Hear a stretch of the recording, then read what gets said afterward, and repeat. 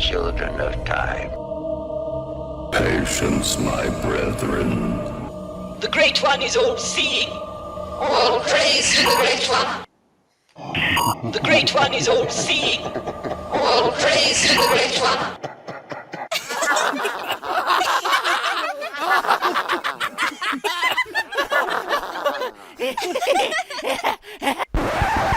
Only puppets, you know, for children.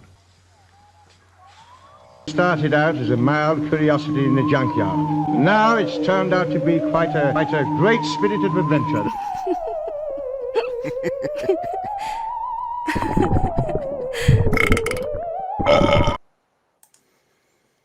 Sorry about my manners, but there you go.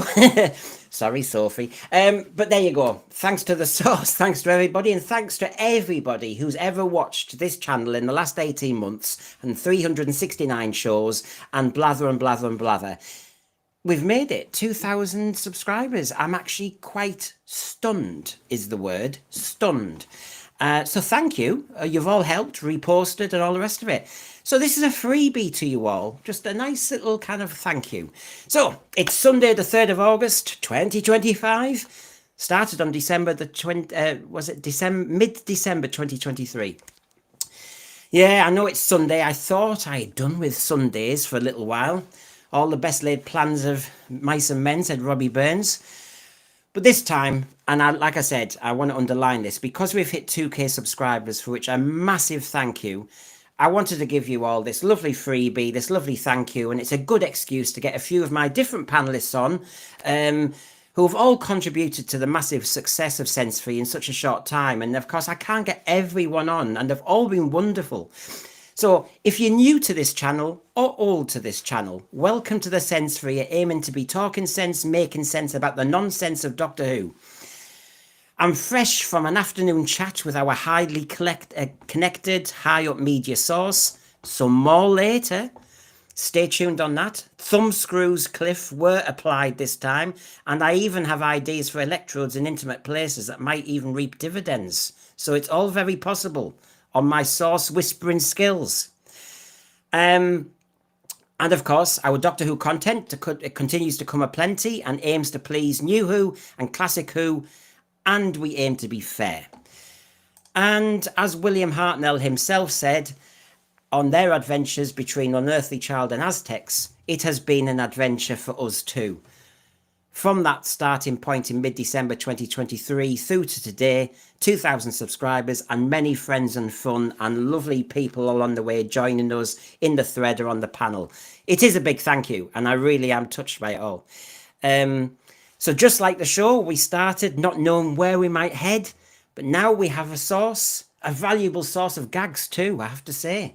I keep, I keep reaping them, and it's thanks to my friend Garbage as well.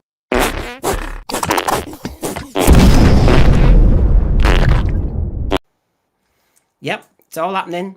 So, yeah, we'll get more of that later. But I think it's time to get my friends on. We've got the Queen of the Walk, Rachel. Good to see you. Hello, everyone. Congratulations on the 2K. Let's stream. Whoop, whoop, whoop. I know. And of course, chat about it. Don't shout about it. She's the Queen of the Walk. She's been giving me tips on YouTube. And so please, we all help each other. Please I'm on the check road it to out. 2K too. Of course you are. Yeah. We're like twins. We're neck and neck all the time, aren't we? Pretty much. That's pretty much what it's been. But we don't race against each other. We don't see the point. We don't. Some have a good day, some have a bad day, and vice versa. That's how it goes. And another podcaster out there. Now, I'm from Middlesbrough. She's from down south. No, where are you from, Rachel? Devon. I'm originally from Devon, even though my accent doesn't sound Devon because it was kind of trained out of me a little bit. So I tone it back a lot. But yeah, I'm from down there. So we're going to call her a Southerner today, just because she can have all that attention. So Middlesbrough member number 1 and Middlesbrough member number 2, Sean, who has his own podcast. Check it out, review it yourself. Hello, Sean. Evening. Nice to be back. Well, 2000. You go away. Class. Oh, I'm back after exile, everybody. I'm back. I was banished by the great Lord Brendan. I haven't been on since June I've been. Dude, It's been cold. It's cold out there in the wilderness. It's cold. It's cold and lonely. You little liar! You went on holiday. I've been on 2, but that's besides the point. Yeah, Don't listen to the facts, people. This is it, folks. He's blaming me, saying, "Oh, he's had some victim mentality here." That's the start of it. Victim mentality. He's had 2 I'm a holidays. Borough fan. I'm a Borough fan, Brendan. Of course, I've got victim mentality. And let's get the third of the Middlesbrough trio in. It's Paul, Hello. who's been doing our Sundays. Hiya, Paul. Oh, how's it going? Well done on the 2000. It's a wonderful achievement. And as I said, in such a short space of time, prodigious.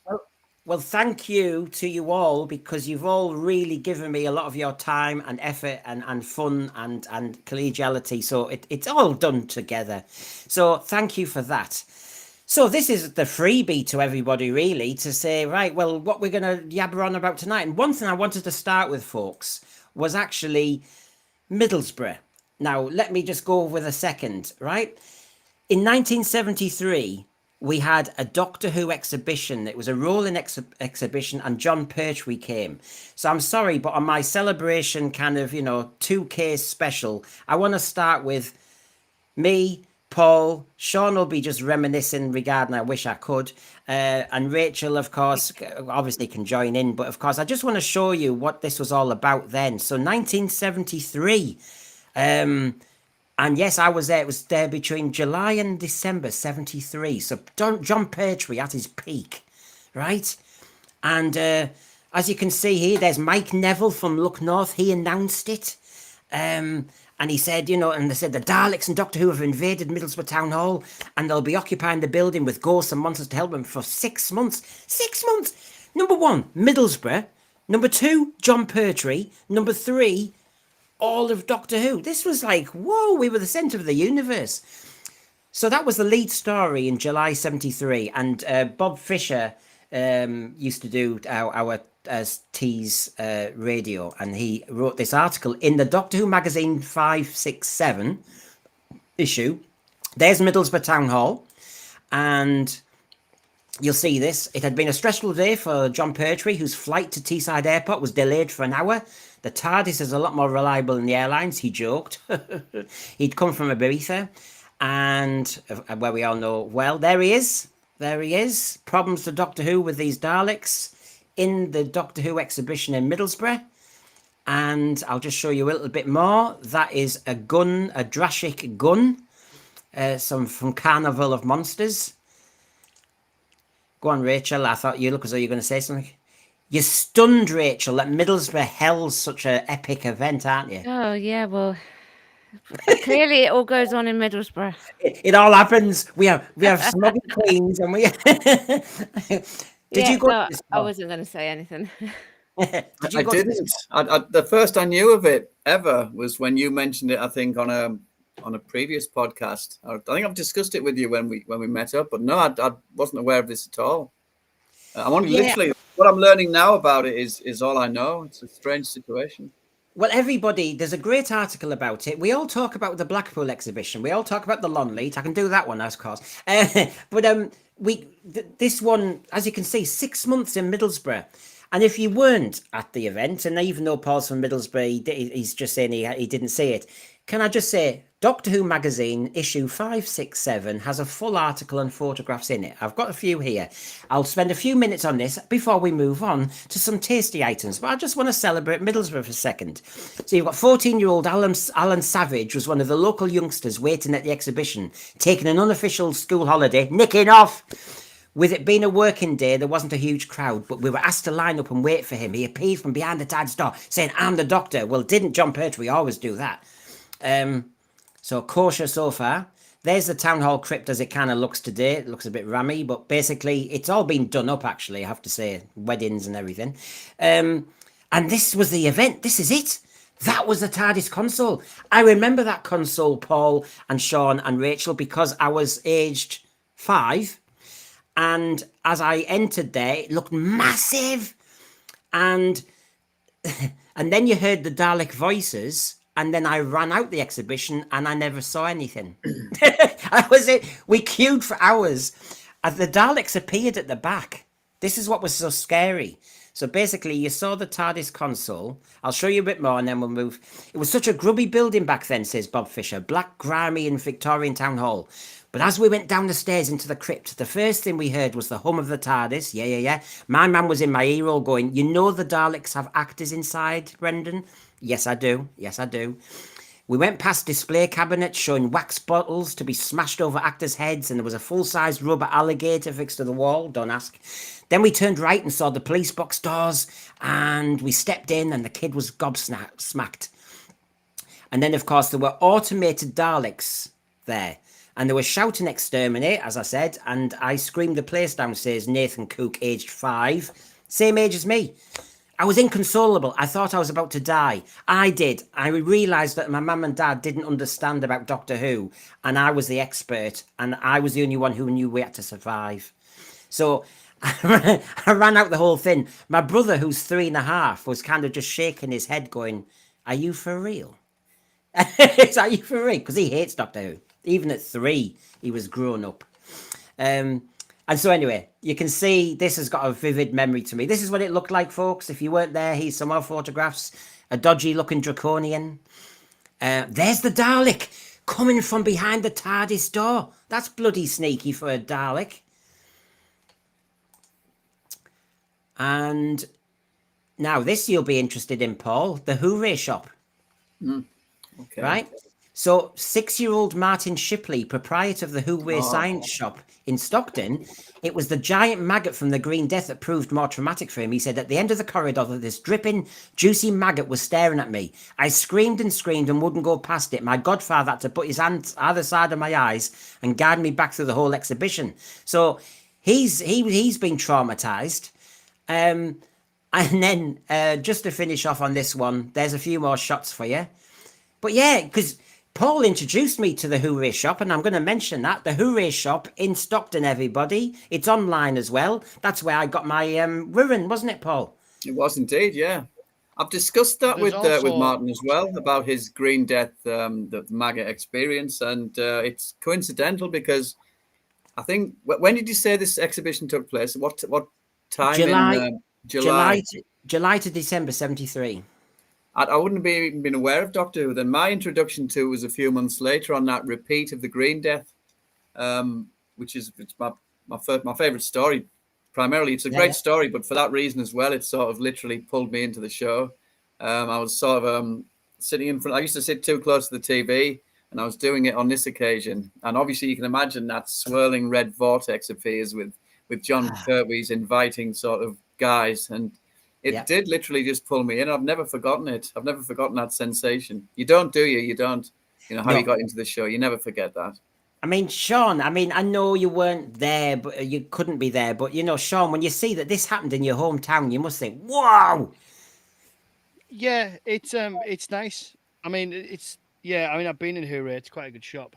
But yeah, it's something different when it's in your hometown, especially like somewhere like Middlesbrough, which kind of gets missed. It's getting a bit better. Things either go to Sunderland, Newcastle, Darlington.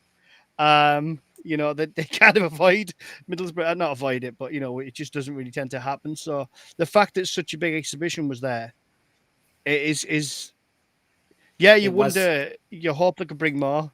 Hopefully, they can bring some stuff back. Yeah. So this last shot, and Rachel, could just imagine this. There was a kid at the exhibition and had to do a competition. And this kid from Middlesbrough run the competition, a bit like, the Absorbalov with Love and Monsters. And he drew a picture of and this was his treat, Rachel, that he visited TV Centre. And as he was touring the centre, and there's obviously John Pertwee and Gan, and he says, I vividly remember being on the set of The Monster of Peladon with John Pertwee and Liz Sladen, and they were lovely. We all had dinner, and I sat next to John Pertwee. I'd seen him tell a story on Joker's Wild a little while before, but I'd missed the punchline. I said, maybe I shouldn't be asking you at this BBC, but could you tell me the end of the joke that you told on ITV? Did he do it? I've got no answer. That would have been nice if he did do it. I'm full of envy now. That nothing ever really amazing comes to Devon when I'm at in Devon and things like that. Just, no, we didn't have that come to us when we were growing up. No Doctor Who. So I'm jealous of you all. Well, this is why. So my theme tonight is the Doctor Who dilemma: what to do with the remnants of the RTD years. And I showed that obviously because it's a celebration of, and I'm from Middlesbrough, and I'm going to give it a shout out when I can. I've given a shout out to Middlesbrough's exhibition and the Hooray shop in Stockton. So there's a good start. Now we're going to get down to all the tasty stuff that we know and as we know and love. And I'm going to start with, I've just been having a nostalgia little moment then about when I was there at the Doctor Who exhibition. And of course, that's why I'm passionate about Doctor Who. That's why I'm connected to Doctor Who. That's why I'm doing this YouTube, because of that connection at the very beginning. So when we're talking about the show now, what can the BBC tap into? And the first thing is, Mark Gatiss recently, as we all know, he said it's part of the reason we're in the mess we are. I think we weaponize nostalgia. Nothing's as good as it used to be. I mean, Rachel, you'll have seen this. Do you think this is the problem with Doctor Who now? I think it's part of it. We've got a certain expectation now, haven't we? Because we've had it such a long time. So, and they keep world building and adding to it. But because we've got those high expectations of what used to be, it just never meets the bar. So I think it is part of the problem. Right. If I But went nostalgia is a good thing as well. Yeah, I mean, I'll go down the panel. I'll ask the thread. The thread I will come into you because it's a celebration show. But Rachel, if you were showrunner and you were at the new showrunner to bring back Doctor Who again, but to be successful, unlike the recent era, what would you want to emulate? Which period of Doctor Who? Because we're all at different ages. Which period of Doctor Who would you go, can we have more of that, please? Well, you know, I'd say Colin Baker's era because I'm biased. You wouldn't do the cut though, would you? No, I wouldn't. But I don't know. Maybe sort of like I know he's my, and I'm going to cause the chat to melt down a little bit here as well. I know Tom Baker's my least favorite one, but there were lots of good bits from his era that you could perhaps bring forward and try to emulate,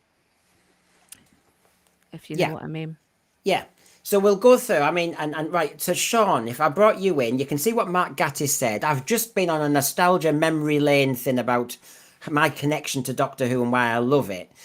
So you're a different age, and you can't say that that exhibition did that for you. So is nostalgia, as Mark Gatiss said, a weaponized thing? Is it a dangerous thing? Should we always just move forward? I think it's a cracking excuse for them when it goes tits up. I don't think we'd be discussing this if Doctor Who was doing well now, and I think this is rubbish because me and my God, that's bad out of context. Me and my co-host Sarah, sorry, Yes. That's not good. Me and my Freudian He slip. owned Dr. it. Freud. I mean, listen, this. Keep digging, Sean. I do not. Like, I know.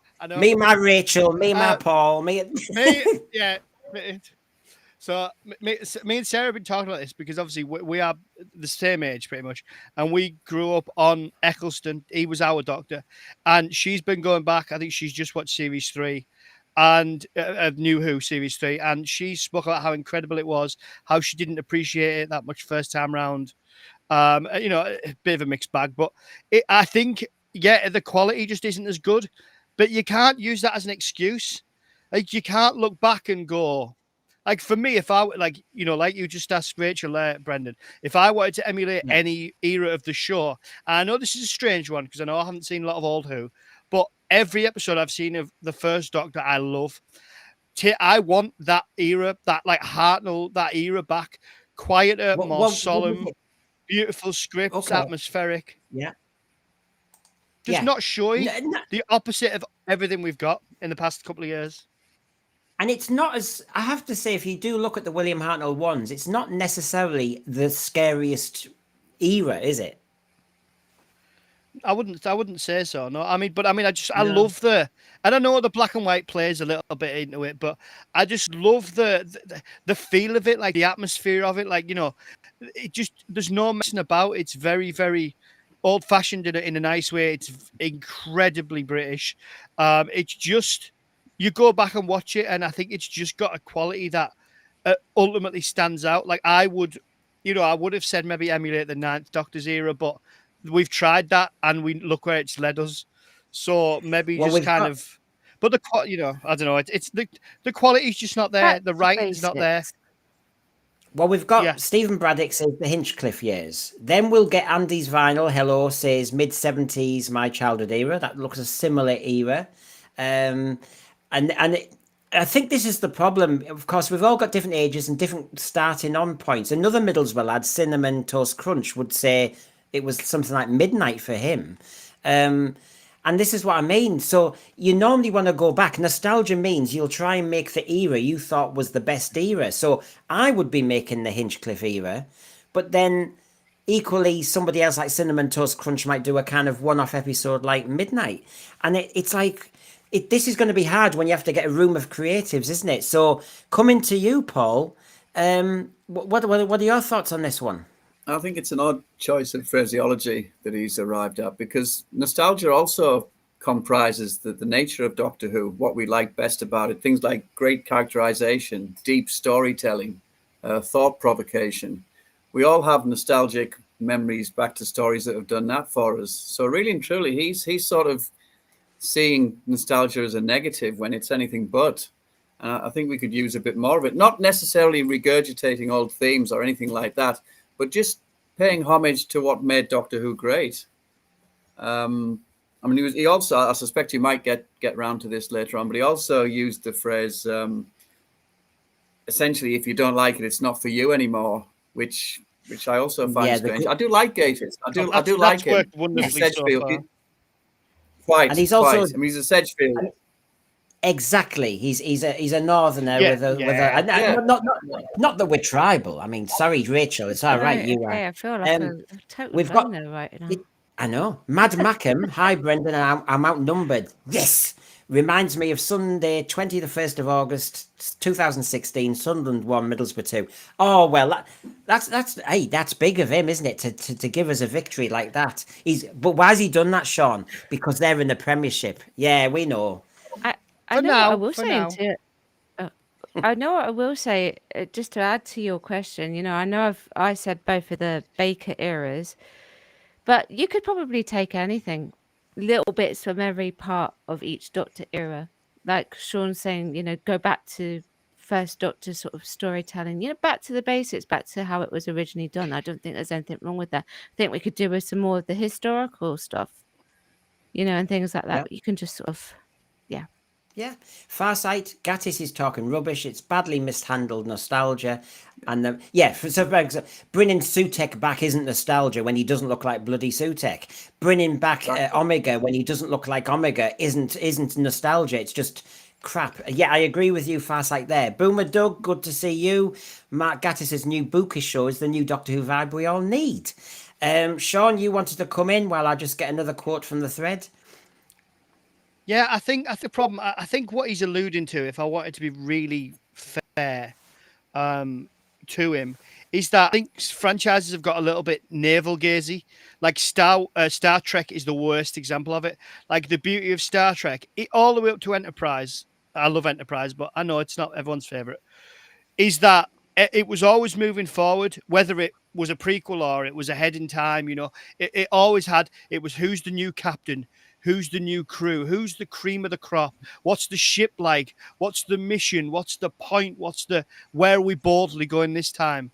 Whereas now it's become, here's Spock's sister. Here's Spock again. Here's Captain Pike. Except Kirk, here's Strange New Worlds. But it's and it's just all looking back. It's too referential. It's like they know. It's like what you do when you know you don't have the skill to pull off anything half as good as before. So you just try and get in what they call member berries to get people in. Yeah. Oh, remember this, remember that, so that you forget that you're not watching anything of substance. Well, here's some member berries for everybody tonight. Because I haven't put headlines up today. I normally show headlines so you can see where we're going. But we've got a whole load of stuff tonight. We've got McCoy on his fleshed out Doctor. He doesn't think any of the Doctors were. Some more shooting Billy talk and RTD nonsense, the war between the land and the sea, missing episodes, all under the Doctor Who dilemma umbrella. So on the nostalgia one, I mean, hello. I mean, is that the state of play now? A destroyed universe thanks to RTD. That's evil of the Daleks, of course. Now, Mark Gatiss, as Paul, he knew what I was going to do. sometimes when I meet grumpy old Doctor Who fans, you think you've fallen into the same space-time trap, that it's not as good as it used to be because it's not for you anymore. If you still like it, great, but it's not for you. And then he waffles on about a spoon and a wedding. That's what you were talking about, Paul, wasn't it? Yeah, it was indeed, yeah. And I was talking to the source this afternoon, and he actually referenced this and said that is bloody rude. Yes, quite.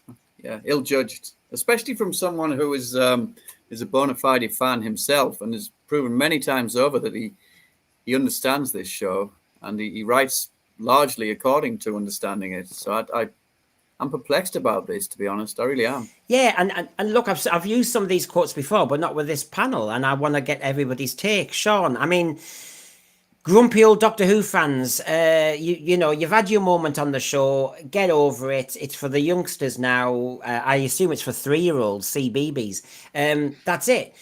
I've just found this talk. It reminds me of the politics of now. It just reminds me of society now. It reminds me of just about everything now.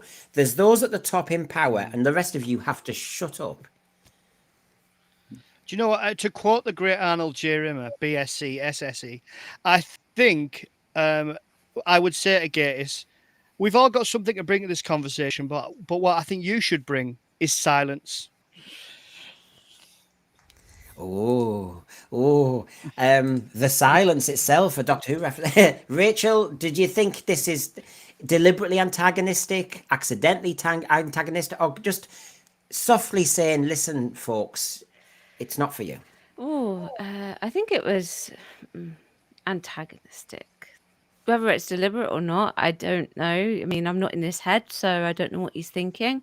But it's, I don't think it's appropriate to say, really. I don't like it when people say that, you know, it's not for you anymore. Oh, it's just never been for you. You're not a real fan. I hate that kind of attitude. And what's interesting is Paul Roach, spot on, good timing as well, Paul Roach. Remind me, who wrote An Adventure in Time and Space, which I actually think, and I think Mark Gatiss said this as well in the interview with the Radio Times, is his best piece of work for Doctor Who. I do love it. I just think it's a love letter to Doctor Who, and I could watch it a lot, but I don't want to spoil it by watching it too much. But it's all nostalgia. So I mean, it's like, what are you doing? So a good point, Paul Roach there. And then the final thing, just before we move on from Mark Gatiss, from the beginning with the Gelth, you wanted to be as brilliant as the person who came up with the Crinoids or the Zygons. That would be a wonderful thing to be able to do. That's the ambition of every writer. There's the joy of trying to have your go at the Daleks or bringing back the Ice Warriors, of whom I always was very fond. And he brought them back in Cold War. My issue, I suppose, is I'm talking about what is the Doctor Who dilemma, Rachel? And I don't think, surely at the moment, any of us should be trying to will any team making Doctor in the future to bring back the Daleks, the Cybermen, the Ice Warriors, the Sontarans, or anything. Yeah, there's a point where it gets overused, isn't it? Yeah. Yeah, and I think that's a part of the problem, really. I mean, well, Stephen Moffat started to really overuse his angels in the end, and they just all lost their impact. And, you know, as great as these aliens and creatures are, sometimes it's nothing wrong with giving them a rest, giving them a break, and then perhaps bringing them back like 5 years down the line or something like that. I know that Mr. Gatwa wanted to face the Daleks. He's pretty much said that since he came to Doctor Who, but he didn't get to face them, and I don't think that's a bad thing. I was quite happy to not see something like the Daleks or the Cybermen. Yeah, and I'm going to bring in Sean in a minute. But Claude Simeon, great to see new people. If you are new people, I've not recognised the name. Please subscribe and all the rest of it. Please check out Rachel. Please check out Review It Yourself, Sean. Anyway, to be fair, I have gone away. I watched 2 to 3 episodes of Whittaker's Run and realised I wasn't having fun, and haven't seen an episode since.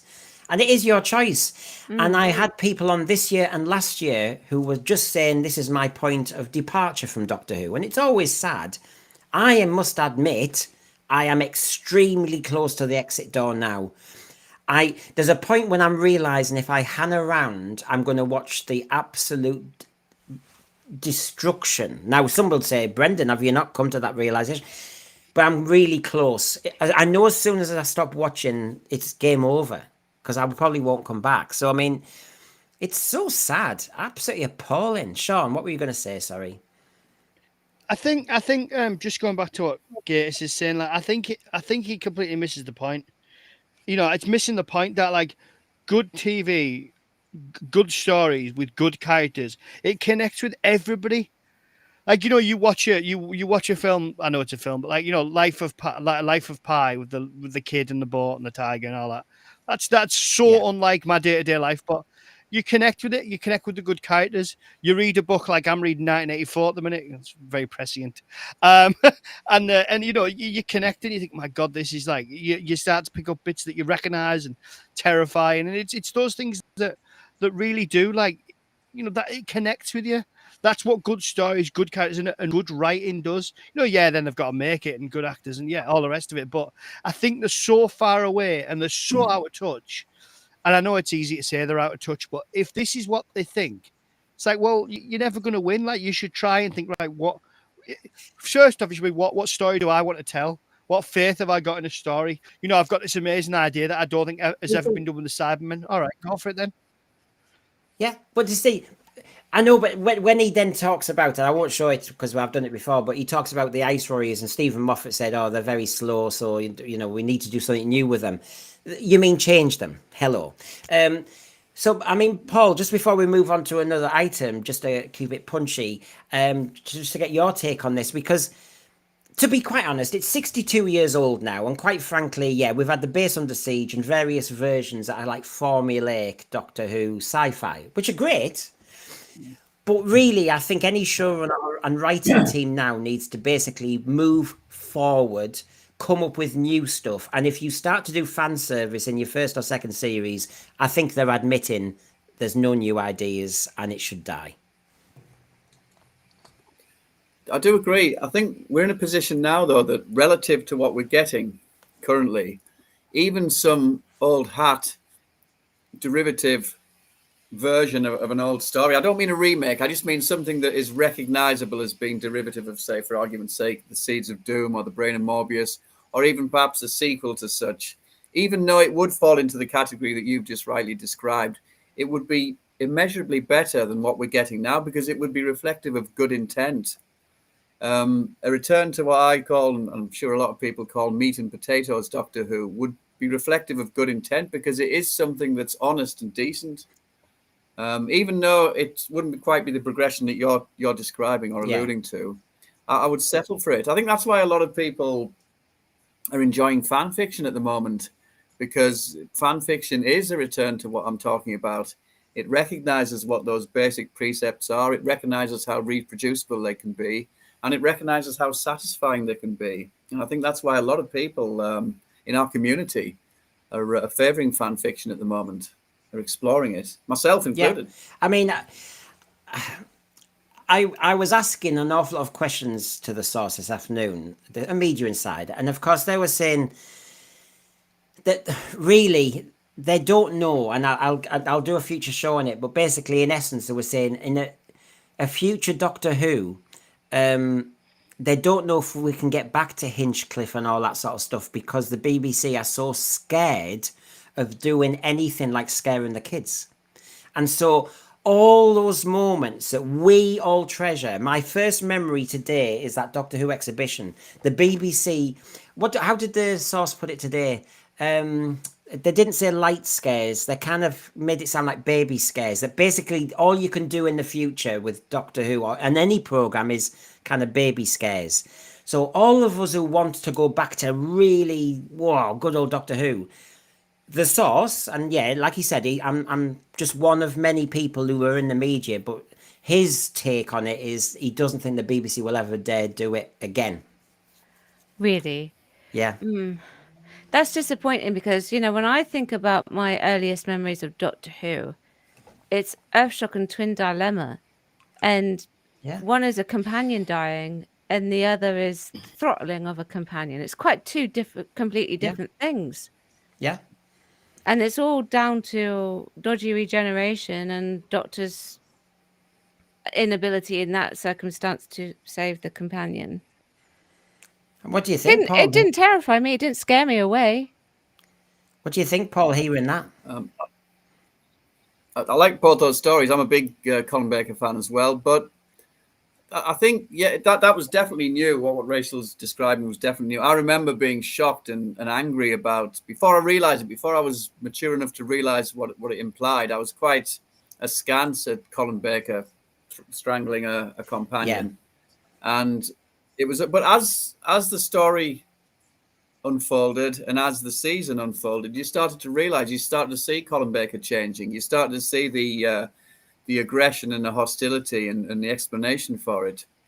And that was an example of what you're saying. It was progressive. Colin Baker's season 22 was extremely progressive. The snap is, Paul, as my media source is saying, and they're making programs as well. I mean, they're pitching and making programs and everything. And they said,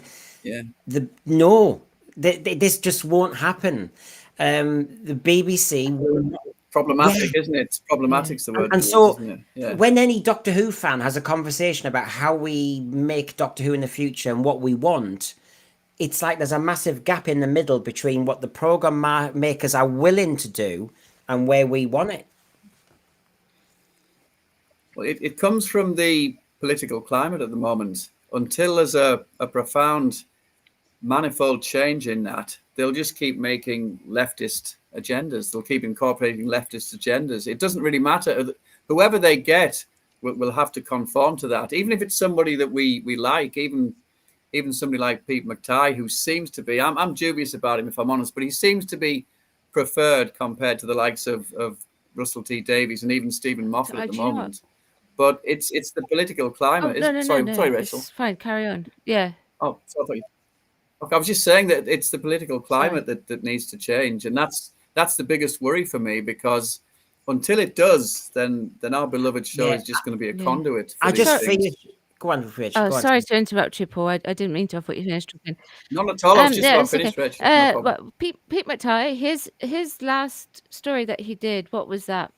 It was in the most recent series. I can't remember the name of it. That's how Lucky Day, I think. Lucky Day. Is it Lucky Day? So that's how good it is. That's how I remember. Well, exactly. Yeah. But the opening, I wasn't a fan either. But the opening for that, I seriously thought we were getting the Autons. Yes. And I even though I was like, I don't what I think of them, but I was ready to be jump scared, like full on, like yeah, like that. That's what I was expecting. But we didn't get it. But you see, I'm interested. I mean, you've mentioned Lucky Day, Pete McTighe, and as I bring in Sean, Lucky Day, at the beginning of it, you thought in a way you were getting a kind of classic-y Doctor Who, because you had proper beasts and, a village was surrounded. Yeah. And then they did the Scooby-Doo moment when, of course, it was just... And so, Sean... Is this the future? I'm hearing program makers who are out there trying to make programs. I'm hearing that the BBC don't want to scare the kiddies anymore, and so the only version we get is Scooby-Doo. I mean, I'm not going to say anything about the BBC. For me, I think too easy, low-hanging fruit. But I think for me. When we talk about the gulf between what the audience want and what the people who are making the programs think that we want, you just have to look at what we've been given since 2017. Like it's only got worse. The gulf's only got bigger. Whether it's Gulf of Mexico or Gulf of America, I'm joking. Either way, it's big, it's vast, and it's getting worse. So I think at this point, frankly, I think the show, I think it's dead. And I think continuation in any form with anybody involved now is a fate worse than death, frankly. And it just needs, just stop it. Stop it. Well, God, give it 20 years, for Christ's sake. I'm there's a lot I think about this, where basically we're Doctor Who fans, so you want to see Doctor Who, but you're asking for something that's not going to happen. So give it a few years and just hope that the whole mindset changes. If you hope for Doctor Who coming back in the next 2 years, you're going to get more of what we've just had. and therefore you're going to see more of the death of Doctor Who. So I'm not willing that on. Sean Cryer here. There's no chance of good Who while it rests with the BBC. The BBC wants scrapping, and I don't say that lightly. I was a big supporter of the BBC, and I know what you mean. It's the demise of so many things. Liberal Zardes, good to see you. Political climate needs to change at the Beeb and media in general. I think audiences are crying out for slightly darker, less political stuff. I'm with you on that completely. Do you know what? This is what the source was saying. There's something about the British psyche. We loved scaring kids. We did. Why have we stopped doing it? It just seems crazy. But I've mentioned him a few times. I've had a good chat this afternoon. There's loads more shows I can do regarding what he said. I made this on Friday, didn't I, Rachel? And it's just to kind of remind everybody. But who is the source?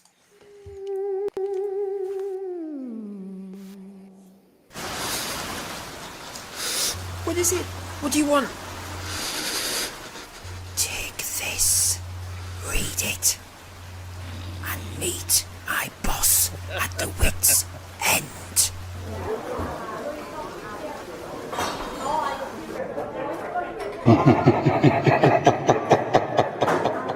You must seek and locate and destroy the source.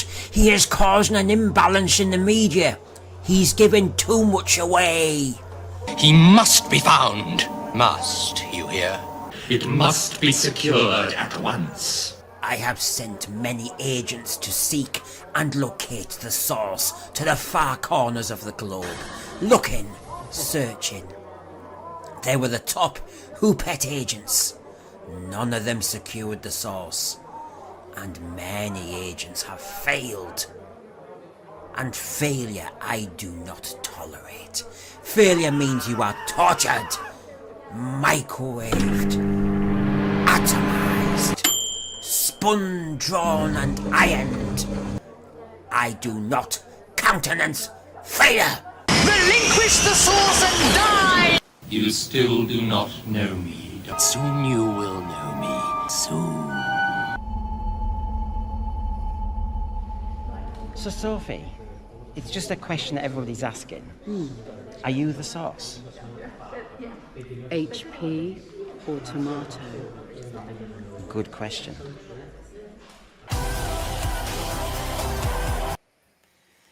So there you go. The source is not Sophie Aldred. I can confirm that. I did ask your question though, Rachel. You said, does the source know Sophie Aldred? I did, yeah. And the answer is no. Oh, okay. So there, everybody can Thank get in now. It's not Sophie Aldred, and the source doesn't know Sophie Aldred, so you can cross off all your guesses there. There you go. But yes. Now I've got this on screen because you know it's all about the Doctor Who dilemma. What do we do with Doctor Who where we are now? And of course it brings to mind, and it is a clip from the Mark Gatiss Adventure in Time and Space, but it showed you the beauty of how you can do reconstructions now. Would anybody, I'm just throwing the question out there, then we'll change topic again. One option is you don't bring any new Doctor Who back because it's too risky. We just do lovely, beautiful reconstructions of some of the 60s ones. Now, how's about that, Rachel? Well, the thing is, if you do that, they can change it how they want it to be changed. That would be my only concern about it. Yeah. If they did reconstructions like the one that you've got on the screen for the ones that are in existence and we know that we've got, then we would be able to say, hey, keep it the same. Don't do that. Don't mess with our stuff. Yeah. I saw, oh God, was it that Lancashire uni one that did the Mission to the Unknown, and they did one episode, and oh my God, I mean, it's not got the original cast in it, but it is such a beautiful, I mean, remember, it's a missing episode, it doesn't exist, so it's not a terrible idea. I think it's something that could be looked at as a possibility, but I know that people like their reconstructions, their animations, the audios and their books, so they might not favor that, but you know, might be something that's worth looking at. I just so happen to think that David Bradley, if they did it and brought him back, he's actually really good as the first Doctor. yeah, So I mean, I'd watch it. I mean, I'm not saying anything sacrilegious, everybody in the thread. What I'm saying is, if we can't bring back Doctor Who because the ideas are just the same as last year and the year before, and we need this era to die, do we just have no Doctor Who at all, or would you be happy with reconstructions for a few years? I take Rachel's point that, well, if they put all their nonsense on top, no. But if they did a beautiful love letter like Mark Gatiss overall did, I'd maybe be up for it for a year or two while we're letting everything settle. What do you think, Sean? There was a pause there because I didn't know what to say. I don't know. I think I do worry Doctor Who, and it saddens me to say I think it's too far gone. I do think it's a bit terminal at this point. But we're always looking, as a fan. I've said this a million times on the Sense Sphere, and thank you for having me on. That this isn't a show that has. It's not like it's gone 60 years and it's creatively bankrupt. It's run out of ideas. It's run out of steam. This is pure and utter mismanagement. This is not a company that's failed. This is mismanagement of something that there's nothing wrong with it. There's nothing wrong with the idea. It's got so much more to go. That's the whole point. The Forgotten Regeneration wasn't something you did every couple of years because your doctor was crap. It was something that you did to ensure the longevity of the show. Because they had a very sick man as the first Doctor who kind of couldn't do it anymore. Sorry, Brendan, go on. No. It's just the to and fro of conversations. No, it isn't the Tinkerbell fairy dust. I know it's not. They've changed it. They've made it into a Disney hocus pocus thing. I'm just bringing in Domgo here. I really don't want the BBC touching the classics in any way, and that's what Rachel's saying, isn't it? I understand that. I'm trying to think of a middle ground because I am buying into what Sean's saying as well. I don't want anyone making new Doctor Who at the moment because it'll just be blooming more of the disaster. Am I misremembering? Because like what Rachel's saying there, like as amazing as David Bradley was as the first Doctor, what's that episode that had Gattis in it in the War one? Didn't it have the first Doctor acting really, really sexist out of nowhere? Twice, just like they sprinkled line twice, yeah.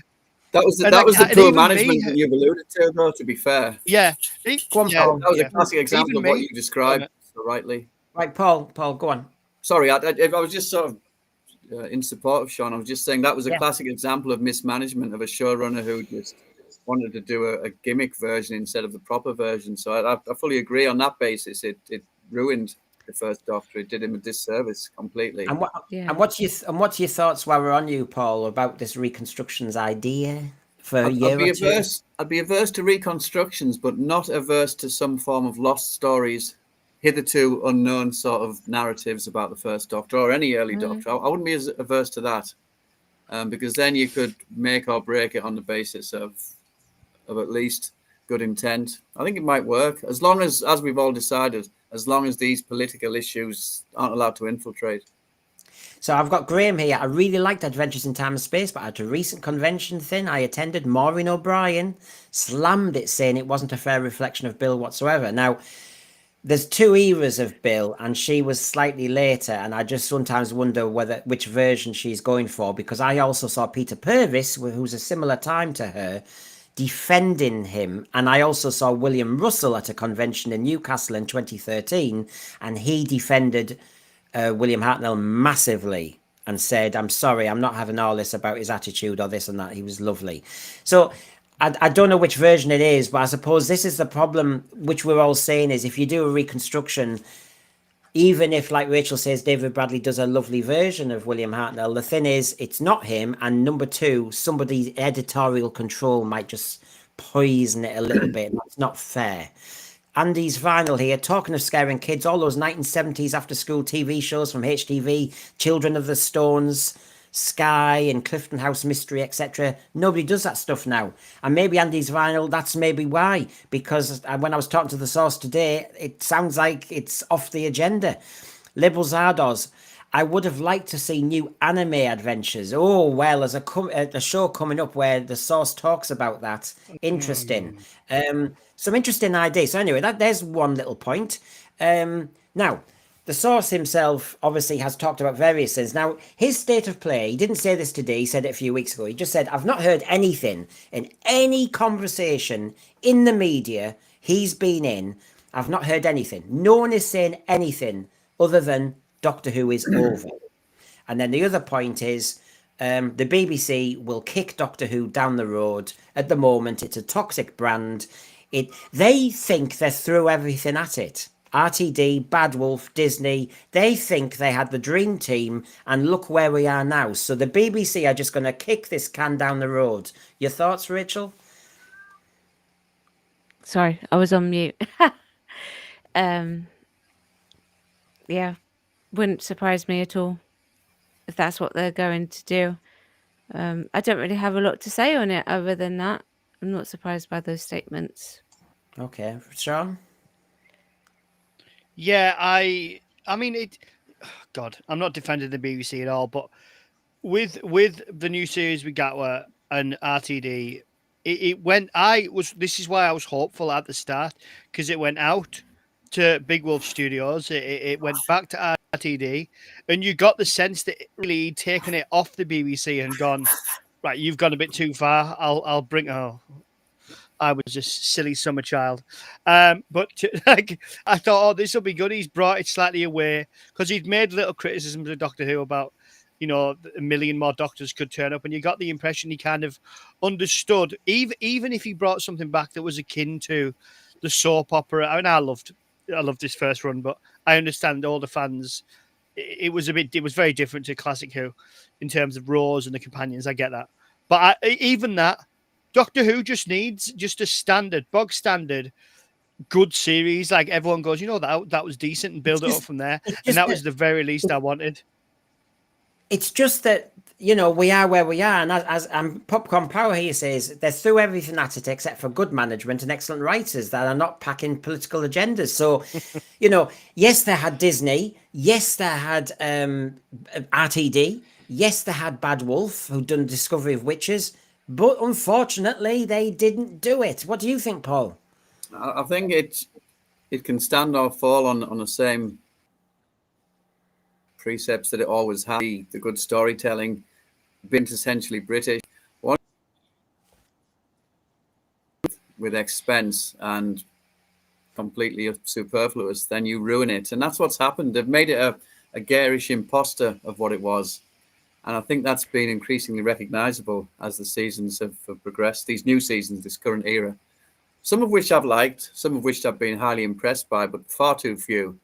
And the general ethos is still wrong, because it's any decent storytelling. And I know this is going to sound a little trite, but I genuinely believe it. It's probably a consequence of Doctor Who being the sort of show that can always assert its own decency, even sometimes in the face of bad intent. And I think that the few decent stories that I've seen are an example of that. I think sometimes it can just shine through. But the overall ethos, the overall positioning of the establishment, of the Doctor Who establishment, is entirely wrong. And like Sean said, it's a complete mismanagement. It's not listening to the fans. It's not giving any kind of deference to the people who are an integral part of it and who always have been. You know why? You know why they're not listening to us? Because we're grumpy old Doctor Who fans. That's all we are. Yeah. Exactly. It comes back to that. It's that idea that, sorry, we've already compartmentalized and labeled you. We hear a certain prime minister at the moment who has labeled certain people, and therefore he doesn't have to listen. And you think, that's such a dangerous position to be in for a politician, for a showrunner, for anybody, to say, I am not going to listen to every customer. Now, reasonably. I mean, I know you can't listen to every customer. Peter, now look at this. Peter Paints Gardner. Doctor Who needs to return to science fiction instead of sentimental soap opera in the TARDIS. Now, Peter, if you're new to my channel, all I'll say is I'm coming up in a minute with the BBC's attitude to sci-fi. And they don't know what sci-fi is. They hate what they think it is. They think we're all weird. So they don't want to bring anything back like sci-fi. And sentimental soap opera, isn't that what was so good about the RTD era the first time, according to the BBC? So our snaggers knew who was feeding off New Who, and the BBC executives who are around now think that the Doctor Who that they should be making is the bit that was New Who. That is our problem. We've got to educate them on. So, I'll obviously mention later, are they going to give us a different version of Doctor Who in the war between the land and the sea, or is it going to be more of the same? You know, you've got Unit and all the rest of it, so that's just a trailer for later on. And so let's get to the next topic. Now, this one, quickie, everybody, just to get you thinking, because just recently, Sylvester McCoy has said, showrunners have told me that up until then, it was more cartoon-like Doctor Who. We came along and made it more three-dimensional, which I'm proud of. Wow! I mean, let's just have a laugh and an argument for a second.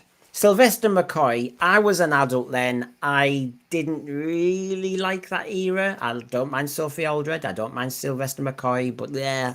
And now, you know, a three-dimensional Doctor. My three-dimensional Doctors were Tom Baker, John Pertwee. I mean, I don't know, Rachel, what are you thinking of this? I mean, you can defend your own eras, can't you, like Sylvester McCoy, but all the other Doctors were cartoon-like. No. But since when were they cartoon-like? That's a load of rubbish. They said that to him. That's so incredibly rude. That is so incredibly rude, because he had fun doing the Doctor. His Doctor was definitely, well, they made him more fun and cartoon-like, I guess you could say, in the beginning, but he took it darker, and he went dark, and he's gone even darker in Big Finish. You know, so Yeah. I find that very rude. I find that very rude, because it just says that everything that happened before was just pretty much forgettable and stupid and dumb. Do you know what, And the Rachel? actors didn't do a lot. It makes me think of when RTD recently said that he's told Shooty and Millie not to look at any previous Doctors and all the rest of it. In other words, this era is our era. And there's an element of that in that quote, which is, showrunners have told me that everything that went before Sylvester McCoy was cartoon-like, and you were the three-dimensional Doctor. You know, every era was the best one, the one they were in, of course. And you think, no, honestly, it's a 62-year-old show. That's completely bonkers, because Sylvester McCoy has said himself that when he was building on his Doctor, he'd take elements from certain other Doctors, that every single other Doctor, well, you know, this one William Hartnell did, or, you know, Colin did something like this, and Tom did something like this, Peter did this, John did that, Patrick did that, and he would take from that, draw on it, and then add his own, which is exactly what it should be, you know, building on the facets already and bringing your own facet forward. And it's not a cartoonish type of character. I'm sorry, that's ridiculously rude. Well, It's certainly not written that way either, and never has been written that way. I found, I'm not a lover of this era, so I know I feel as though I've been, my filter's not a very good one in my prison. But it still stands, no matter what you think of the Sylvester McCoy era. You know, it's just rude. So I was going to say, Paul, I'll break up me going in the same order, just to be fair. Just to kind of spice it. What are your thoughts when you read that? Because we all know which eras we like the best. And the other thing is, Paul, the Doctor wasn't meant to be the most fleshed out character, because he was an adventurer in the fourth dimension and he got off with adventures. I didn't want to know he was having a crisis today. I didn't need to know his mother dropped him when he was a baby. I didn't care. Despite being a huge fan of McCoy's era, I love the direction in which it went. I love the darkness, the edginess. I have no fondness for his comment, or the comment of other showrunners to say that what went before were less than three-dimensional. Every single Doctor was swathed in dimension, as is the nature of the show. So I don't understand why there seems to be a trend now for people from classic, or people like Mark Gatiss, to just say things that are completely at variance with what we all know. And I don't know why it's happening. I just wish it would stop. I hope it stops. But I don't agree with that at all. I love the era. I love McCoy's era. I love where he went, but not because I felt it was a rebuke or an admonishment of poor previous Doctors, just because it was a different direction, a refreshing direction, I found, but not better. and certainly not adding extra I dimensions. just thought with 25-minute episodes, the game was not to flesh out your Doctor to the point where we knew his motivations and everything. We knew enough. He was a sketch character, wasn't he? He was a wanderer in the fourth dimensioner, or you could say exile. You know that he had some sort of granddaughter or somebody at the beginning. You know he nicked the TARDIS, da. And that was basically it. I mean, he wasn't a fleshed out character. Now, if they're mean cartoon like and that's their stupid language, I get what they're saying there. But there was no need for the Doctor to suddenly become three-dimensional, because then we get bogged down in canon, then we get bogged down in fan service, and then we're in the mess that Mark Gatiss was talking about. That's kind of my thought on it. I'll bring Sean in. He's just trying to get his Wi-Fi right. So, Sean, before I move topic, any thoughts you have on this Sylvester McCoy? I mean, there's always going to be a group of people who are going to, there's always going to be. I've never been a professional actor, but I can imagine there's a certain amount of ass kissing in that kind of business. Yeah. Like, oh, darling, you were the best. Like the others were terrible. You were the best. And I think of course people are going to be very polite to him. It's like at a funeral. You don't stand there and go, oh well, he was a nightmare. The fella. Glad he's gone. No one's going to do that because they've got whether they're professional or what, but they're not going to say that to him. So I take it with a pinch of salt. To be fair, I don't get what he's getting at because. If you talk about cartoony, his era was certainly a little bit all over the place in that regard. So, yeah, a bit of a strange one, really. Yeah, I know. My era, at the beginning, he had a granddaughter called Susan. Oh, this is nice. Just remember, I'm your granddad. Yeah, Susan. Wait, what's going on here? Put your hand off that. What's it? Love all your work on Doctor Who, RTD. I've always got my hanky out. How many more seasons of Doctor Who have you written? You never know, I may have written as many as 5. Feels different this time. Oh, regenerating! You unearthly child. So there you go. That was the end of that one. So here we go. So remember, my umbrella is Doctor Who dilemma. Where do we stand? And so I've obviously had a few people in the thread talking about this. Well, here's my evidence from my source. They don't like sci-fi and fantasy. They think it's silly and stupid and barbarous. They don't want to make it. They don't want to be associated with it. The commissioning editors say, I'm not looking at sci-fi. We're not even going to open the proposal. We're not looking at sci-fi. Don't send us it. We're not interested. So basically, this is my media insider talking about the BBC. So there was a conspiracy to block all sci-fi fantasy writers. And even when something like Black Mirror is a success, they see it as an aberration. It doesn't inspire lots of commissioners to say, can we please have a look at sci-fi ideas? That's the situation we're up against. It's not going to happen, is it?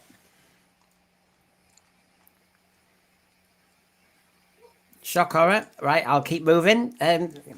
The BBC don't like it. It's silly. They're all upper middle class. All a club. You'd be laughed at in the boys' club if you did sci-fi. Thoughts on the BBC there? So the summary from the source was, because they're denying British audiences and because worldwide audiences watch British shows, a whole genre of content, it is a disgrace. It is a national disgrace that we're not getting sci-fi on the BBC under a license that we have to pay for. That's the opinion of the source. And on top of that, here's their question to you. We did it a few weeks ago, and of course it opens up the whole debate for people in the thread and obviously people here on the panel. Where's the sci-fi? Tell us the British-made sci-fi at the moment. Where is it? That's what the source was saying. He said, name me 3 BBC sci-fi shows or adaptations done in the last 25 years. Where is it? Why do you think there's no sci-fi in the BBC? Because they don't want to make it. End of. There you go, Paul. There's been a few. How does that square? There's been a few. They used to do quite a few. They did The War of the Worlds in 2019. They used to do all those kind of pseudo documentaries like Super Volcano. They did Survivors, which is like an apocalyptic end of the world thing. They've done they've done more horror stuff in the Draculas and stuff, but they've done bits, but they haven't exactly gone mad. Yeah, not bad. They did that Capaldi thing, didn't they? Which I came to quite like. The one about the killing hour or something like that. The Devil's Hour, I think it was called. It was a bit convoluted, but it's one of those things where if you persevere, I don't know if anyone's familiar with it, but it was a kind of time travel story, and it was quite. It was a bit of an eccentric one, actually. I came to like it. I started off and it was a bit convoluted and confusing, but eventually, as you gave it a bit of time, it all hung together and made sense. In Is the anyone flesh. familiar with it? Or have I imagined it? No, I've not. It rings a bell, but I've not seen that. I was going to say In the Flesh. Okay. That was really good. That should have got more series, but BBC Three was changing to a digital. Which one was that then, Sean? In the Flesh. It was a proper out there idea. It had a young lad called Luke Newbury in it, and he was basically it was after an outbreak, so the undead had risen. The human volunteer force had risen up, beaten them back, and it was set in I think it was somewhere in the northwest, somewhere some middle of nowhere, little town, little village, and the dead were kind of coming back because they'd been medicated, but it was absolutely brilliant. There was some great actors in it. Ricky Tomlinson's in the first series, and there was some.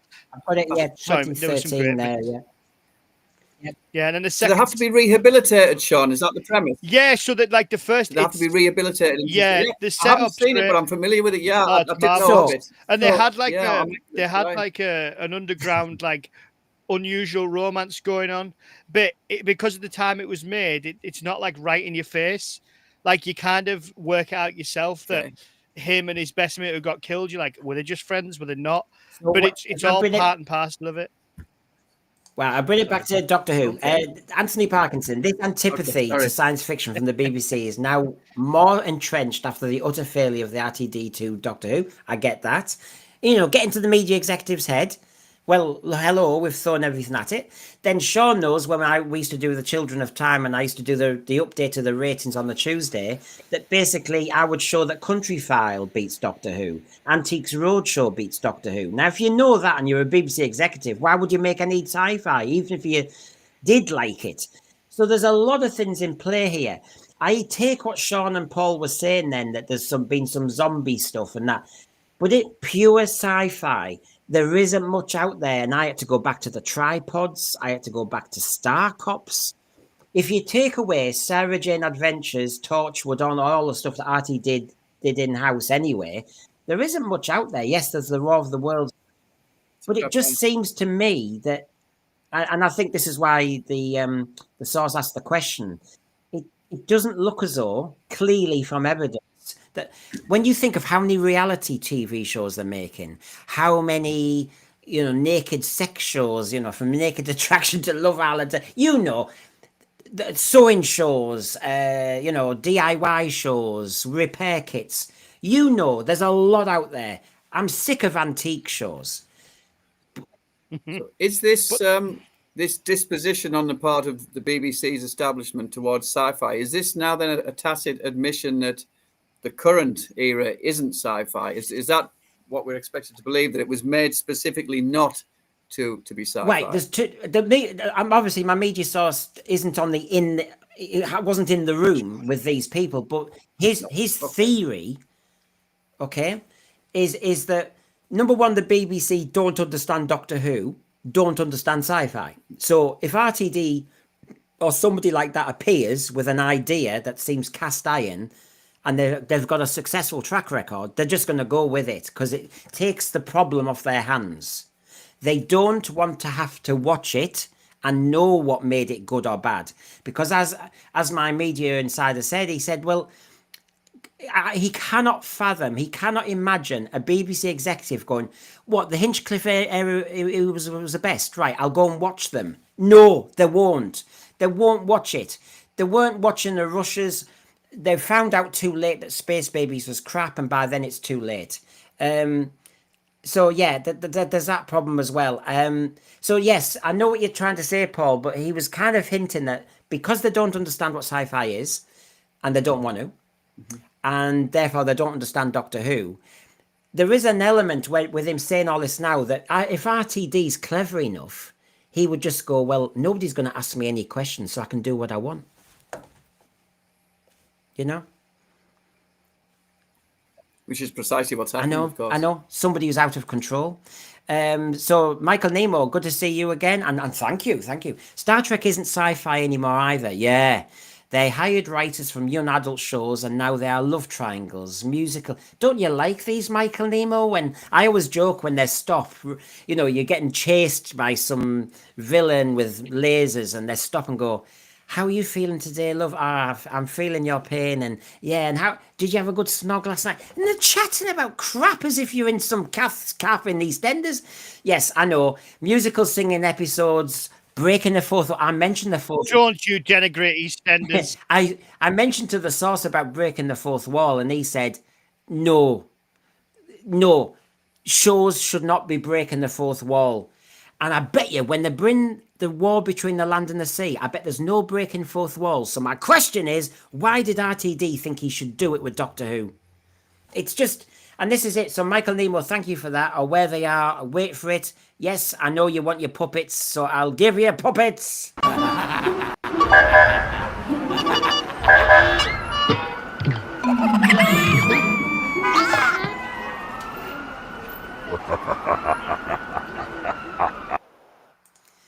There you go, Michael. There were the puppets. It seems to have... let me just get it on the right one. You know, naughty. So, yes, I don't know. That I think it might tell us the answer, that the attitude is at the BBC stinks and you're not going to get it.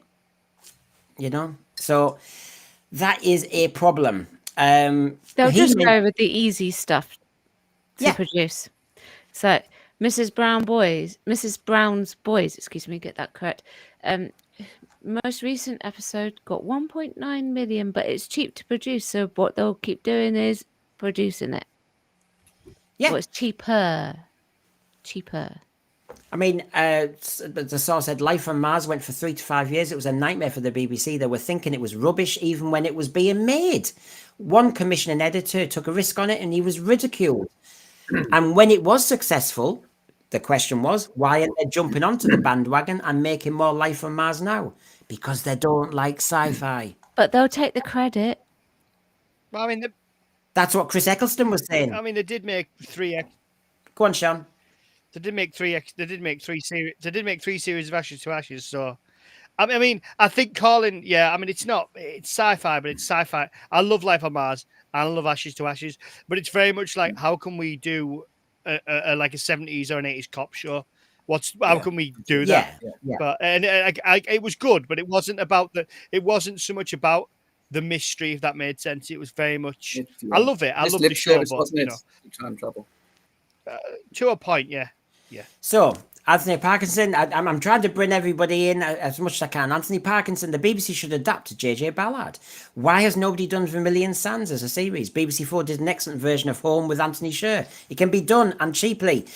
I agree with you, Anthony Parkinson. Doctor Who was never a big budget show. It's not needed. Me and Jamie were watching a repeat of The Fantastic Journey. It's 1976, American show. Episode 2's mostly in some bloody shopping centre. I mean, honestly, you don't, with lots of plants. I mean, you don't need it, for God's sake. This obsession with them going global and they have to find money. I think it's money for all their own pension pots in the end. It's just a massive... You could adapt any of the books that have been written outside of the TV show. You could adapt any of the BBC audios that they've done outside of the TV show. You could do that with the Big Finish ones as well. That would all be fine. It would work. And you don't need a big budget to do it. No. Paul, thank you. And look, I'm a funny one with the tripods. Series 1, I wasn't too sure of. Series 2, I loved. Series 3, never happened. So it was a trilogy, and we never got the third part, where I was the most excited because it was going to be the most sci-fi. I was a little bit... was a bit slow, series 1 for me, because we were stuck in a village and then. Series 2, you got glimpses of the city and the aliens. And series 3, I was really looking forward to it. And of course, the BBC decided not to make it. So I get what you're saying, Paul. I can never forgive the BBC for axing the tripods. But of course, they don't understand Doctor Who like we do. And they don't understand sci-fi. There were a few shows, weren't there, that were...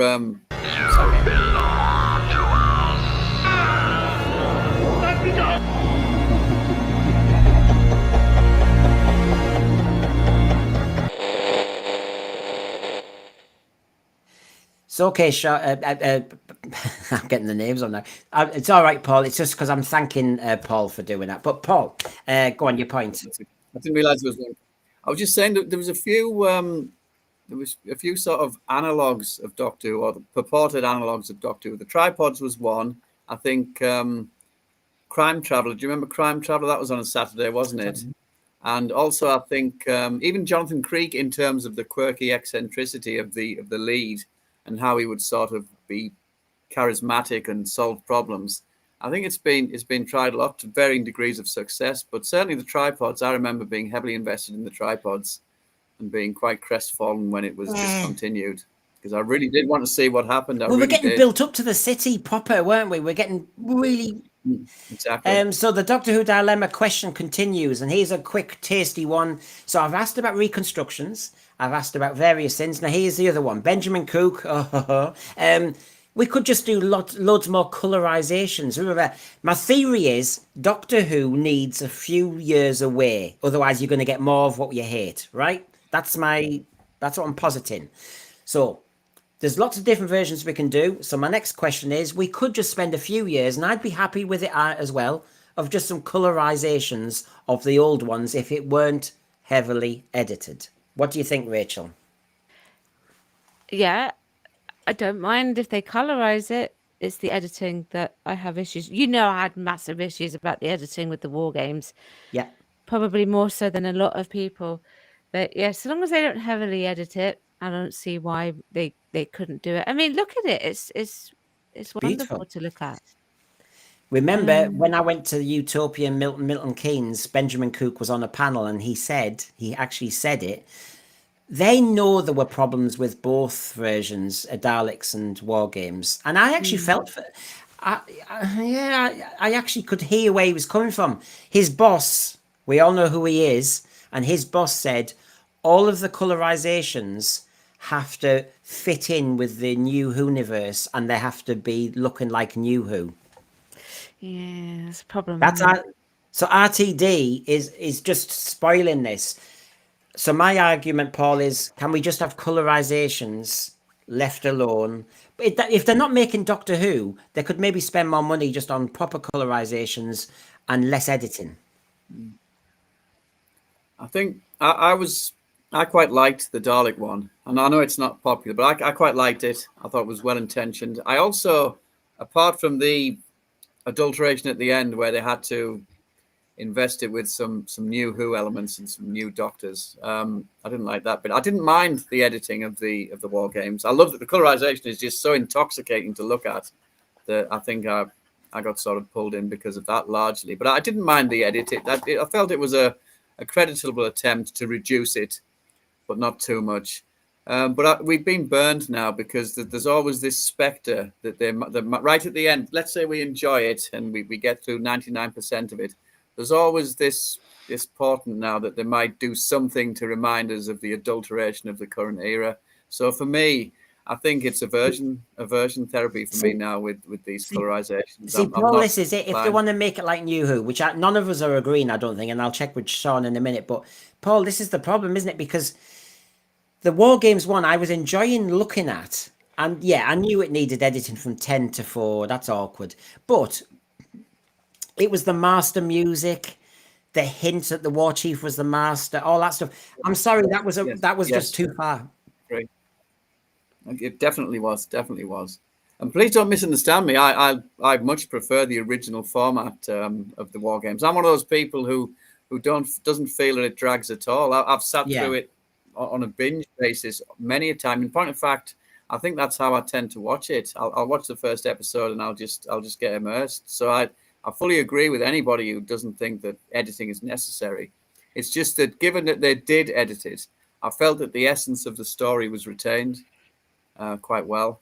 Apart from at the end, of course, with the things that you're talking about as well. But the way it was edited and how it was the fluency was retained. I was quite impressed. It was interesting, Sean, because Benjamin Coop did say out loud the thing I've just said about the new Who. It has to look like that and sound like that and be edited like that. So hence he was kind of told what to do. And the other thing was with the war games in particular, he knew he wanted to keep the sonic screwdriver in, but he was told by the BBC, no, you need to take more minutes off. He wanted to keep David Troughton in. He had to edit him out in the end because he kept getting told it has to be edited more. And he actually said on the panel, he said, we are fans, we wanted to keep these things in, but in the end, we were told by the BBC with a very tight budget, sorry, it's got to be shorter. Sean, I mean, would you buy into all this? Yeah. I mean, I know it's simplistic to say, but if you can't do it properly, don't do it at all. Yeah. Now, I've not even seen the show. I've not even seen this one, but if you can't do it properly, don't do it at all. Because we've all had jobs where you have to do something and it's not quite how everybody would like, and you don't quite have the resources that you need, but you're going to make the best of it because everyone's got the best intentions. This is not that situation. You don't have to do this. So if you don't have to do it, if you don't have the money right now to do it probably, don't do it. And as for messing about with it and bastardizing it and trying to bring it in line with stuff from 40 years later, what are you doing? I'd leave it alone. That's when you need somebody either to have the cojones to stand up in the meeting and say, we're not doing this. We're not doing this. And if they won't listen to you, and I know it's easy said than done. I know it is because we all have mortgages to pay and all that. But sometimes you just got to say, if this is what you're going to do, I'm walking away, or I'll finish this one, but I'll never do it again, and come out with your integrity and say, you know what? I wasn't happy with how that came about. I will never do one again, unless I'll say, if you want me to do it again, there's my list of conditions to say, we're not editing it. We're not doing this. We're not doing that. We do it properly or we don't do it at all. And anybody who loves Doctor Who, that's what it should be, but not a business decision. Rachel, anyway, I'll keep going. But yeah, Rachel, I don't. Just it's not needed. Rachel, what I find stunning really is whether I say colorizations, reconstructions, or anything. The problem is that this RTD legacy, and that's why I called it the Doctor Who dilemma from the remnants, is because he hasn't just been a producer for a period like Hinchcliffe or somebody else or JNT. What he's done is he's kind of cast his spell over the whole of Doctor Who forever. Unless we go back and unstitch the War Games colorization, the Daleks one. Oh, God. I mean, he's all powerful. It's become like a convoluted mess within itself, hasn't it? Really, if you think about it. He's just made his mark, and he knows he's got the power because of how it's designed. He is the head honcho. There is nobody that outranks him. He's not a producer. He is running the show. So he can do whatever he likes. So therefore, he can change that if he wants to. He can do that. And not only that, we've got Chibs and Moffat, both bosom buddies with him as well. So, they're probably consulting him on a regular basis when they were running the show. And he's going, oh, yeah, you could do that. And you know what, Rachel? What's mad is he's not there now. No, I know. So he has taken control of the whole history of Doctor Who in that 2 years he came back. And I was checking with the source today. He's not there. He's gone. And yet he's killed the bloody thing. Ugh. Yeah. I agree that Davies is completely reprehensible about his intent. He's out of control and he's deplorable what he's done. But I don't think in real terms, I don't mean in terms of things that he's created and he's broadcast, but in real terms, certainly how I see this show, he hasn't done a vestige of damage because it's not real. When something stems from ego and a need to revise just for the sake of revising, it becomes intangible. Nobody really believes that Sutek's sitting on top of the TARDIS. Nobody really believes that Omega's that stone skeletal entity. None of us do we? When I watch Genesis of the Daleks, I don't think to myself that eventually Davros is going to return to being walking upright or anything like that. None of it impinges on my enjoyment. I understand the outrage at the effrontery of what he's done. Please don't misunderstand me. But in terms of it having an impact on my appreciation of what I've always loved, it has none. It has none. Paul, I thought when we met in Stockton, sorry, have I got you wrong? I thought you fancied this idea of Davros moonwalking down the Khaled City corridor. Different dimension. That was an Inferno type world. We must have both stepped into an Inferno type world.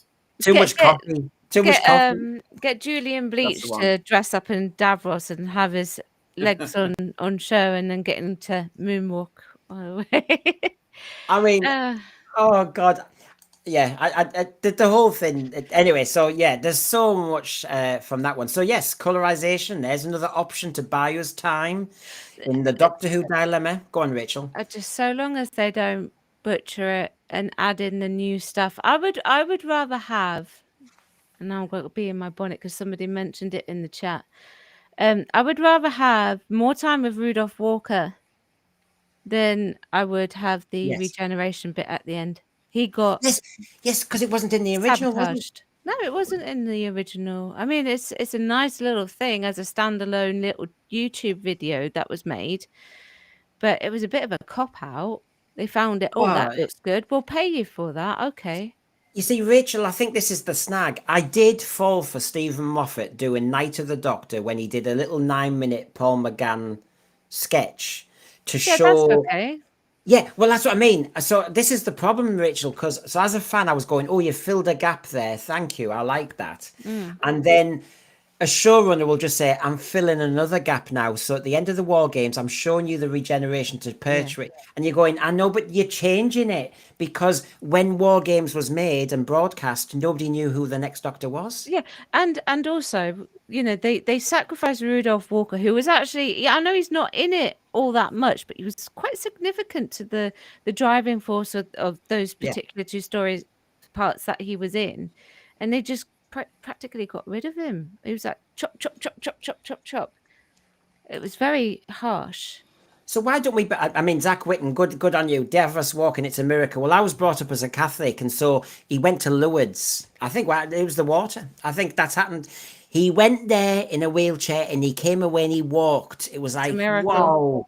Yeah, it was Bernadette. Saint Bernadette did it. Way there you go. There's my Catholic past. So, Paul, what about this then?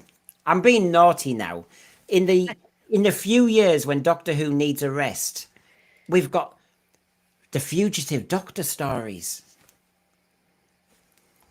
It's just more revisionism gone mad. And it's just the non sequitur basis upon which she was introduced. Once again, it just cauterizes it from what I believe to be real Doctor Who, meaningful Doctor Who, well-intentioned Doctor Who. And we don't need to do anything to banish this entity. We don't, honestly. I think it's taken care of it itself. If the intention is recognizably bad enough, then it can be dismissed.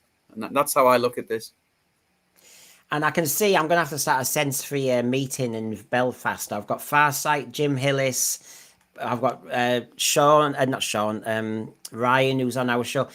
I'm going to have to go back to Belfast with Jamie again and meet all the crowd. And this time, Jim, and this time, Farsight, we all meet up. But yes, quite recently, weren't you? About a few months ago, you were. Yeah. And as you know, it takes about 5 minutes to fly over there. And it was one of the most beautiful times. Loved Belfast. And I would happily go back there. All I need is you lads to arrange a meet, please. Okay, so the Doctor Who dilemma, while my two mates are just sorting themselves out, me and Paul will continue. This is from BBC archivist Sue Malden. Yeah. And this is recent. Now, I know this is one of the things Doctor Who fans love to talk about, but this is a recent bit. There's a lot of grounds for optimism that some episodes could be returned before too long. The films will be donated to De Montfort University in Leicester and carefully restored. We do know fairly certain that there are episodes missing in private collections, so when the time is right, we really do hope that it will be Film is Fabulous that manages to return at least one or two. I don't know of the missing episodes of Doctor Who to the BBC. And then you've got people saying, Oh, not that story again. But where do you stand, Paul? I mean, we all do know the whispers are there, aren't there? That there's some private collectors who own, I dare say, 4, 5, or 6 episodes in total, and they daren't give them to the BBC because it's a legal situation. But if there's a kind of conduit, I don't know. Do you think it's possible in our lifetime we're going to see them? I hope so. Do you remember when the videos were coming out in the late 80s and the early 90s? Yeah. My favorite element of that was watching stories which for me were hitherto lost and missing because I'd never seen hide and a hair of them. I might have seen a still picture in Doctor Who magazine, but things like, for instance, the Seeds of Death. I mean, I remember just sitting being completely rapt by the Seeds of Death as this wonderful story unfolded. Companions that I'd never seen in terms of moving pictures before just became manifest. And it was just intoxicating. And all the black, I mean, it was a while. I should point out that it was a while before I got into the black and whites because I felt that they weren't real Doctor Who. But once I realized that I had access to these what had once been missing stories, it was just a whole new world. It was I think it was my biggest Doctor Who binge ever, just watching black and white stories. It was quite decadent, actually. I think my life was put on hold whilst I caught up on black and white Doctor Who. Admonishing myself for not getting in on it sooner, really. Now, Rachel, and this has the same effect, hasn't it? Sorry, I'll just briefly. No. This will have the same effect. Anything new, even if it's the Galaxy 4 or something like that, or anything which is generally seen to be a lesser story. I think anything new, moving Doctor Who pictures that are new, it's got to be good, hasn't it? The potential for it. I know. So, Rachel, I know we're all coming and going, all the rest of it. So I didn't get your thoughts on the Fugitive Doctor. The Fugitive Doctor acts like a proper doctor. Fact, says Sir X-Man. Thank you. I'll give you a puppet thin in a minute after Rachel. So, look, I know Joe Martin did a better job than Jodie and all the rest of it. She looked more like a doctor. I think the look worked and all the rest of it. But I get what Sir X-Man is saying, but I just don't want any more kind of what I would call fan service, because basically she's never had a real proper story in the TV program, really. No, she hasn't. What they're trying to do is just keep throwing her in. So in the end, we say, well, she's a big thing. She was in the Fugitive of the Jadoon, where she was obviously presented, but because she did the kind of chameleon thing again. But the point, and what I'm saying is, she hasn't really had a proper doctor story of her own. So I'm sorry, but how far do we just keep saying, here she is? It's like a member berry. Here she is. Yeah, I mean, I think they got to stop with her a bit, or if they are going to use her as the stopgap, perhaps, maybe, I don't know. But you're right. They're trying to make her into a thing. And I think that's going to great with a lot of people. I think portrayal-wise, she's better than Ncuti, and she's better than Jodie. Is it the Doctor? That's the question. I don't think so. And so I think they need to stop trying to make her a thing. But I know that's what they want to do. Big Finish have the rights to her now as well, I think, haven't they? So yeah. So I was just saying, I think they're releasing stories. They have they? I believe so. Yes. So they're going to solidify it into the canon now. I think there's no undoing it. So thanks to X-Man for your contribution. I always say thank you in the usual way. Oh, Flux, you washed him.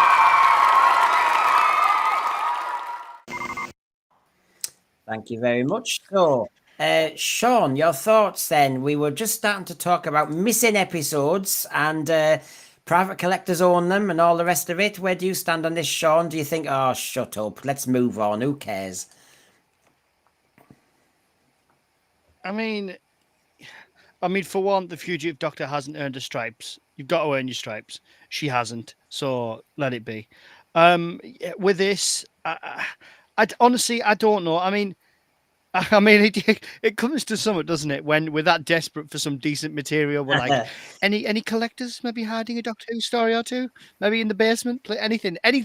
We'll take. We're like an addict. Yeah. We're like me, a food addict. We're like, please, have you got a donut? Please, anything, a yum, anything. I'll take anything. What have you got? Crumbs. Just hankering for that next fix. Yeah. Please, a bit of Peladon. Please, a bit of Zygons, anything. I'll take the suckers. I'll take it. Anything you've got. Oh, and I do get the impression they'll just be one-off bits and bobs now, like an episode here. And it's not going to be here's 12 episodes of the Dalek Master Plan. It's never going to be here's 6 episodes of Marco Polo or whatever it was. They're not going to do that. It's not going to be. I get this impression it's just going to be here's a Space Pirate episode 3 or something. It's going to be like, okay, right, thanks. I think it's just the excavation. Even if it was, the BBC probably don't have the. Go on, Paul first, then Sean. No, go on, actually, I've had please, Sean. I've had a fair serve late, so please, you go ahead. Sorry, mate. No, it's this bloody delay. Yeah, for me, I think it's we would love them to discover, because they might. You never know. You never know. But it's wondering what resources the BBC have, and you only have to look at that god awful attempt with the Toymaker. I mean, what was that? I mean, the whatever story that was that came out. I mean, you could have given that to a university student or a master's student and said, graphic design. My cousin did that. Here, make something decent of this, will you? There's the story. They'd have made something better than that for free. So I genuinely don't understand. So really, it's also not if they also find this missing material. Do they have the money to remake, to like remaster it? And then also you've got to think about what Rachel was saying, which is really important. It's like, who do you trust with your baby? Who do you trust with that doctor? Are they going to mess with it? Are they going to fiddle with it? Are they going to change scenes? Are they going to change music? Are they, you've got to think about it. Yeah. Well, anyway, here we go. I mean, and this is, and that's, I mean, be careful what anyone does. I mean, they thought even with the 3 specials, which is this is what I was told, just to keep moving it on and on and on. The source said the 3 specials were not supposed to be about continuity, according to the executives I spoke to. They were supposed to just be 3 big specials just to get David Tennant and Catherine Tate without all this bloody continuity stuff. And what are they talking about? The stuff from the Chibnall era that nobody knew, they didn't understand. So basically, whether it's colorizations, whether it's reconstructions, whether it's missing episodes, our concern is that who is actually running this? And maybe RTD could just see nobody is noticing. So, of course, my source said that when they saw the bi-generation in the giggle, imagine that the BBC executive and the Disney execs, they're watching David Tennant pull his finger and a naked Shooty Gatwa in bloody Calvin Klein's steps out of the effing thing. I mean, they were just like, what's going on here? In other words, I think we've got some charlatans in charge now. Oh, maybe not now, who basically can see that the BBC and everybody aren't interested, so they just do what the hell they want. And of course, we end up getting all this crap. It's absolutely shocking. I mean, really, there you go. There you go, Rachel. Yeah, my favourite shot of all time. No, they should have just gone with a straight, clean up regeneration, and let Shooty take over from that point. Point. Sorry, I'm making up my own words now. Okay. I mean, this is the shot. Hey, no, I know what it is, Rachel. You're looking at that. Don't look at that photo and think about points. It gets very, very confusing. Don't talk about points. Maybe that's what it was. Don't do it. Confused Well, here we me. go. Don't do it. There you go. I'll calm you all down. Wolf weeds. There you go. It's taking me all back. Wolf weeds. There you go. Normality. I'm all flushed and flustered now. My rosacea has flared up. No, it's not. It's down at the moment. So, Wolfwiz, now, just wanted to get your take on this. Rachel will give me a few little views, but I just wanted to get the views of Paul and Sean, because I have to say, and we were talking about it again today, me and the source. The show, the source thinks this only was filmed in seconds. They just can't believe it. Now, Paul, what are your thoughts on this? Now, the reason I'm showing it again, there is a relevance, is I'm asking about the Doctor Who dilemma, and I'm saying the BBC could sell Doctor Who, colorize it, reconstruct it, do this, do that, do that, or the BBC could say, let's do a series with Billie Piper. Now, where do you stand? This is the ultimate abdication from any kind of custodial response, isn't it? Any kind of custodial inclination, because it just leaves things in such a horrible limbo.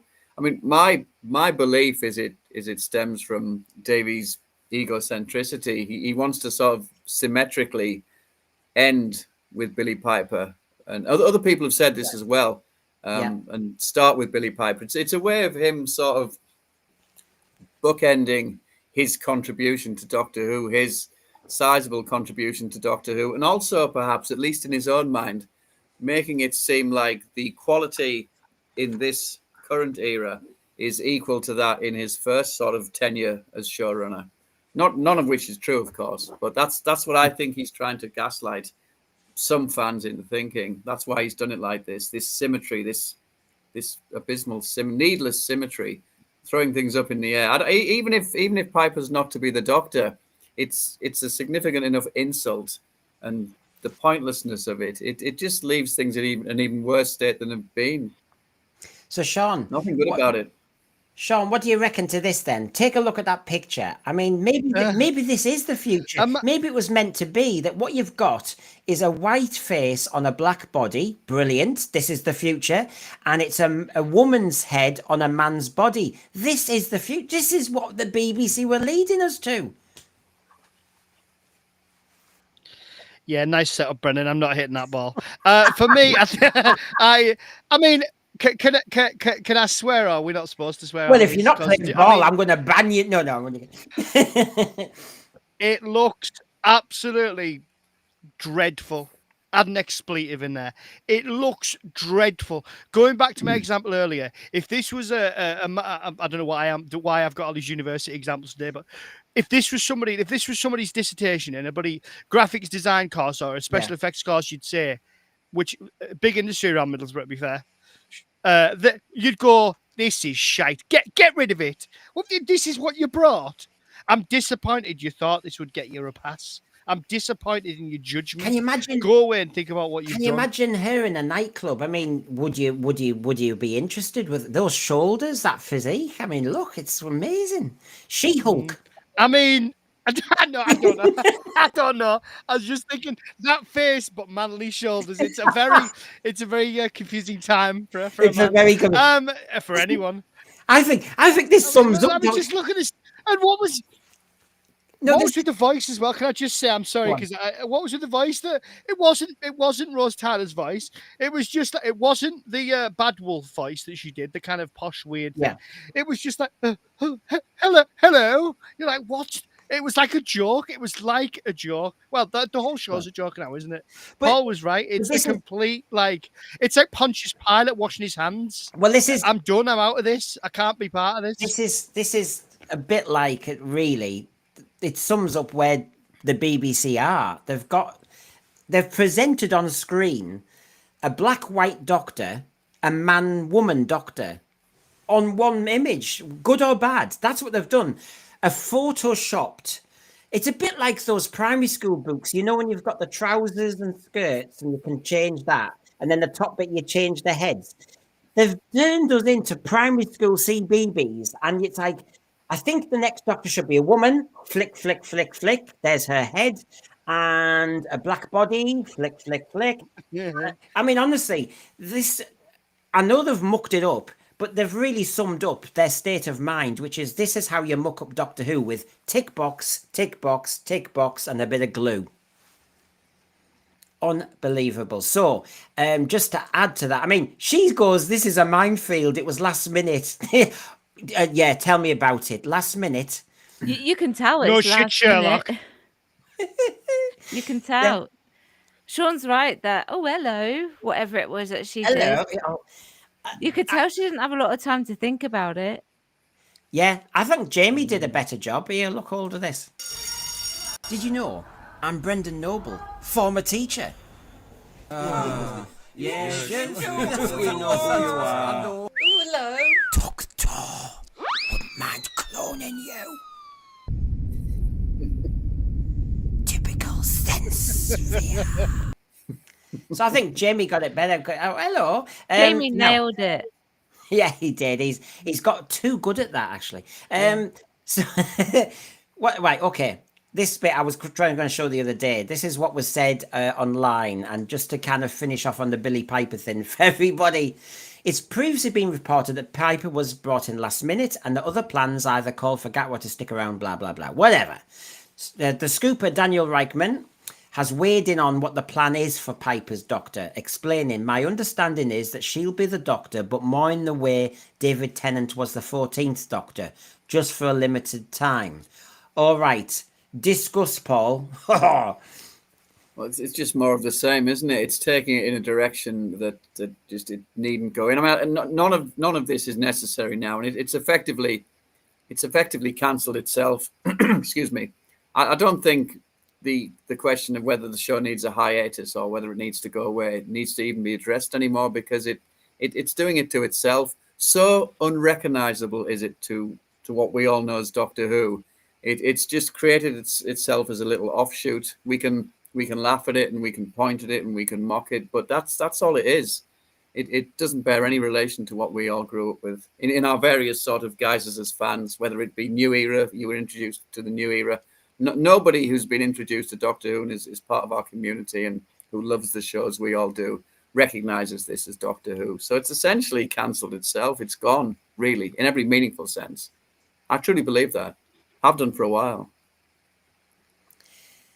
Yeah, I mean, Rachel, I know there's rumours and rumours, but this, I would be gutted if this happened. I don't think she should do it.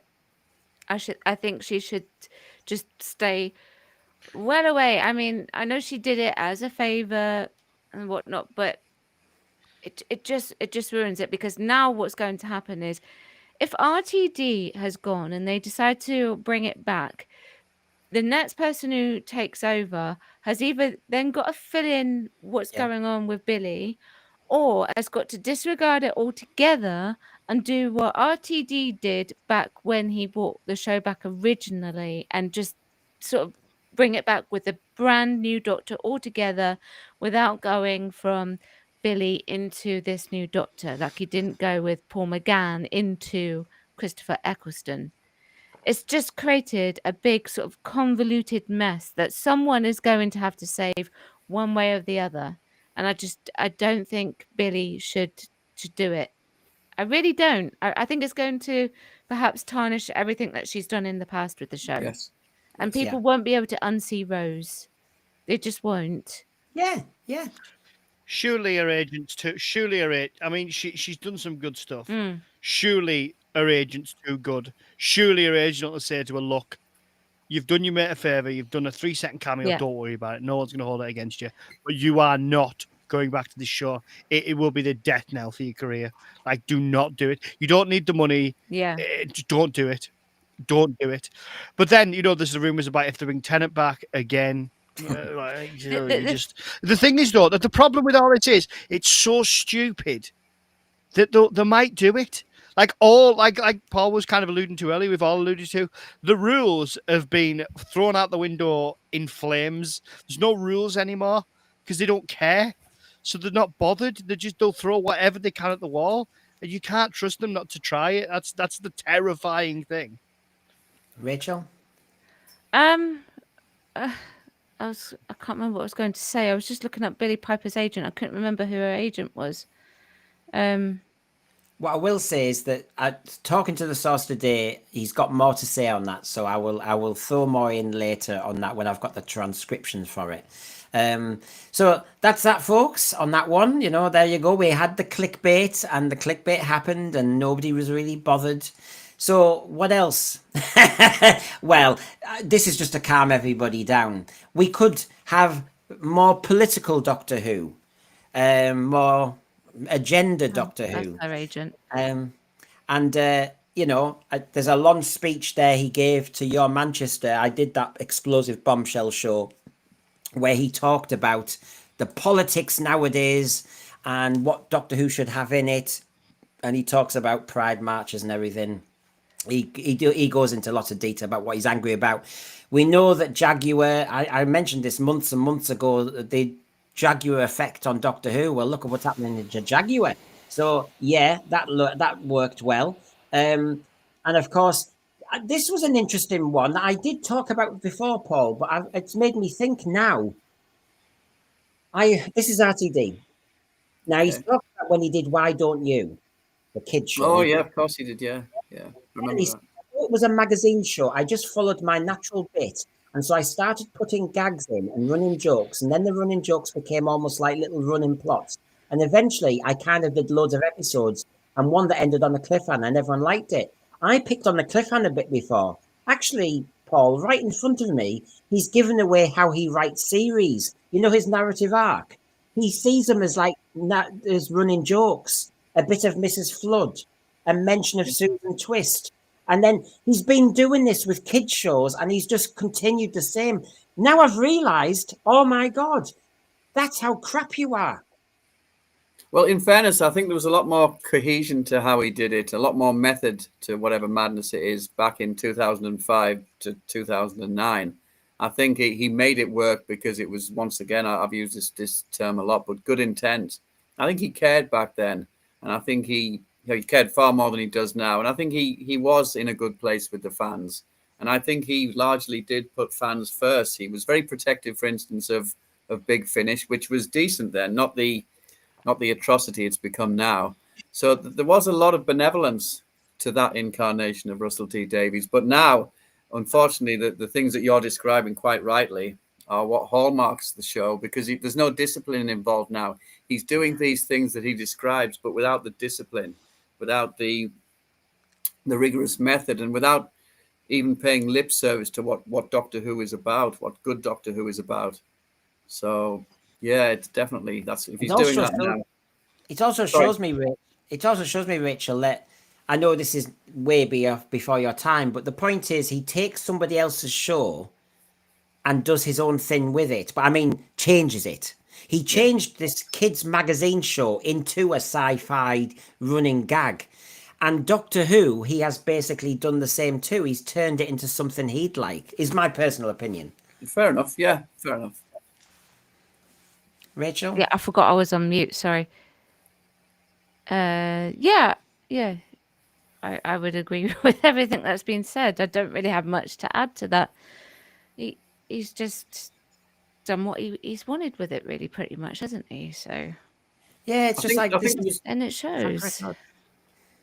I think there was restraint back in 2005, though. You are right. He does. I suppose he had to put his own spin. I would rather he put some kind of his own spin on it back in 2005 than just sort of try and replicate classic, because that was an entity all of its own. I was quite pleased with what he did in his first tenure, but certainly the hallmarks that you've just described are entirely evident now. Definitely. Yeah.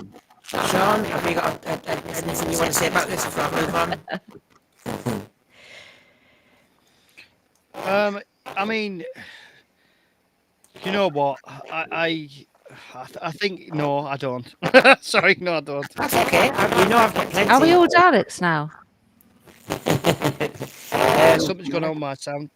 I mean, he also said in that talk, you know, he only pushed Doctor Who 1%. He is. Sorry, what? Okay, well, okay. The audio. Yes, I'll put this up, and I'll see you all in a moment, okay?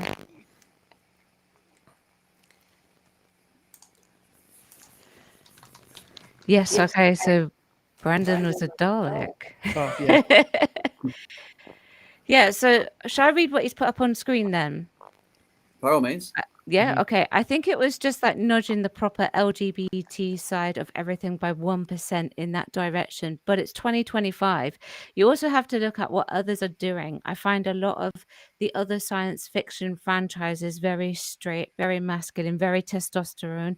And so that's our space. Do you think that's where Doctor Who can fill? Do you think that's where Doctor Who can fill of space? Did I read that? Science okay? fiction franchise? That was great. But what science fiction franchises is he watching in 2025? Because I'm not seeing many of those. Got to be honest. Not that it matters. This is the thing. Getting obsessed with this stuff. It's very, very regressive. It's very regressive. Like, I don't care. Nobody cared in 2006 when Torchwood started. Who fronted it? Good God, the first series of Torchwood and the second series, everyone's sleeping with everyone. Aliens, men, women, the lot. No one cares. Like, nobody's bothered. Just crack on and tell a good story and have good characters that people connect to. That's why Captain Jack worked so well in the first place, because John Barrowman was just incredible and ran with it. And it made sense for humans in however many hundreds of years or whatever it was, that we would probably be more like that. It kind of made sense if you wanted to look at it that way, but didn't force it down your throat. Like, no, but no one's bothered. We just want good writing. We genuinely don't care. We're not bothered. Just crack on and give us a good show. Like, what if this is the way that people think? I can't understand, and I can't get on board with it, because I don't look at the world like this. But then people who talk like this are telling me that we need to be more progressive. What, this is how we're meant to come together, is it, by breaking everybody down into all these? Because I shouldn't be talking to Rachel because she's a woman, shouldn't be talking to Brendan because he's married to a man. It doesn't make any sense. It annoys me. It's such an alien way of thinking. I just can't get on board with it. I just don't understand at all. I just don't get it at all. I just want a good show. Just give me a TARDIS. I don't care. Just some aliens. I'm not bothered. It's not difficult. We're not hard to please. Well, thank you, because I disappeared for a while, don't you know? And thank you for holding the fort. But basically, yes, RTD, I think we've all decided that's that now. Move on, mate. Doctor Who Dilemma, you've made the mess. We need somebody else to bail it out one day. And so if there is a pause, bring it on. He said in his little news round thing, he said, look, there is a pause. And he said there's really... Well, he didn't say this bit, but it was mentioned. If Disney decides not to renew, well, hello, that would leave the BBC with three choices. Cast around for a new streaming partner, go back to making the show in-house, or put it on hiatus. Now, I've bought into the idea of a long hiatus, if all the woke agendas and everything's still the same. The second one I agree with. The Chris Chibnall era was made in-house, and it looked pretty good. Stephen Moffat's Nightmare in Silver that I saw the other day looked really good. I don't know why we need this big budget nonsense. So, yeah, I don't think there's any big issue there. I'll just get to it on, yeah. Oh, do we want to see the ratings one more time? No, we blooming well don't. Now, I do want to give us a bit of a laugh. The Source was doing a lot of laughing today about his knees. I'll have to say that. But he did say there was no such buzz about Shooty being the Doctor. But there was a buzz about Matt Smith and Peter Capaldi in the media. People who saw rushes, people who gossiped, who were in the backroom staff and saying, you need to see this Doctor. And he said there was a real buzz. He's not involved with Doctor Who, but he said people were talking about Matt Smith before he was on the telly. And they were talking about Peter Capaldi's Doctor before you saw it. He said, but there was no buzz at all about the Shooty Doctor. Now, I'll come to our actress first. Rachel, does that say everything is now confirmed? Because you know what it's like. Before you do a show, even in rehearsals, people know kind of, is it working or not? Yeah. You will know. You will know. It tells me, what that statement tells me is that people saw the rushes. They saw elements of the Doctor, which tells me that obviously Peter Capaldi, we grew up watching Doctor Who, so he knows what the Doctors are like. Matt Smith, when he found out he was going to be the Doctor, he went and watched it. His agent at the time was also Wendy Padbury. So he had people to talk to about Doctor Who. So therefore, they both went in knowing that they're Doctor, and obviously Stephen Moffat also grew up watching Doctor Who as well. So they had someone to talk about with it and work on it and build on it in that way. And obviously Moffat's writing was very much a Doctor Who style of writing in many respects for a lot of his stories. So they're good material to work with too. So obviously that generates a buzz, that generates interest. What Shooty had to do, he wasn't allowed to watch the other Doctors. He wasn't allowed. No, he was allowed. So he had to watch some specific ones, which I'm pretty sure would have been Pyramids of Mars and the two Rani stories. Okay. And that was it. Right. And he wasn't allowed to talk about the Doctors other than that. So he couldn't build on anything. And I guess the only real doctor that he got to see was the David Tennant doctor, because obviously he worked with him, and then so. And the stories in general, overall, were just not that strong. It didn't feel like Doctor Who. And it shows. And clearly, it shows in that statement as well. Yeah. Just by So, that Sean, statement alone. on the buzz, look, the thread is saying it, Sean. RTD had a great buzz about Shooty, saying he was amazing. What a talent. We've grabbed him from Sex Education. We've grabbed him before Hollywood. Wow. But of course, he says in the media, Sean, they weren't saying this. Yeah, it was a strange. You thought it could work. You thought, okay, somebody young, unknown, well, relatively unknown, unless you've seen this series on Netflix, which is big amongst young people, and a few people had seen it. He was good in it, but then the problem is you watch Doctor Who and kind of go, okay, so was he good, or is he just playing himself?